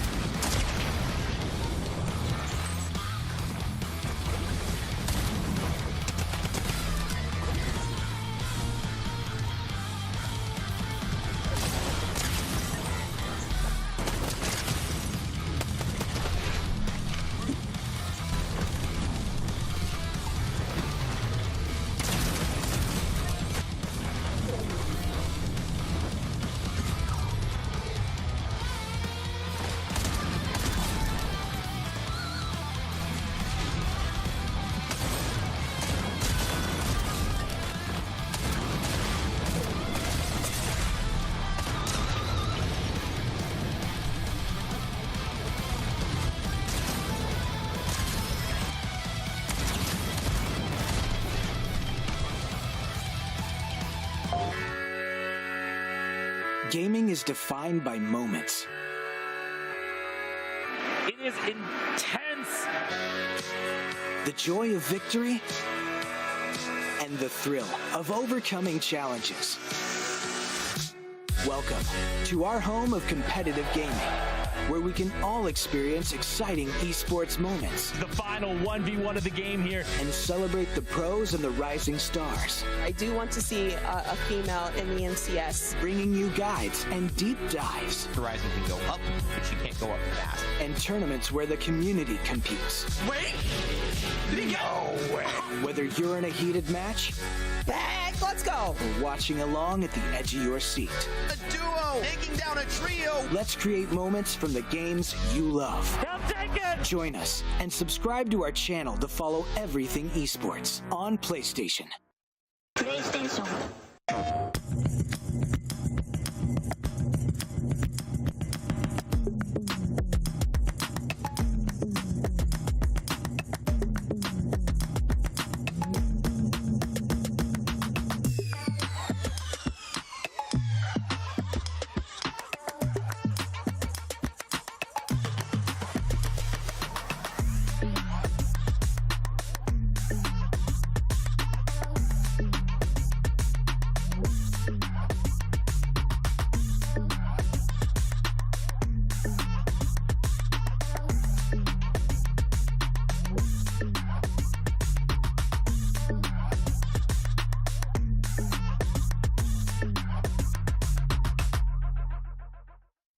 PlayStation.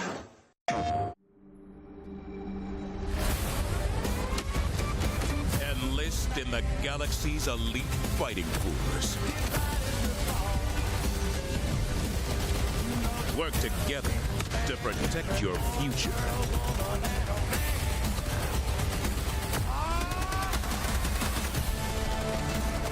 Join the Hellbangers, the galaxy's last line of offense. PlayStation.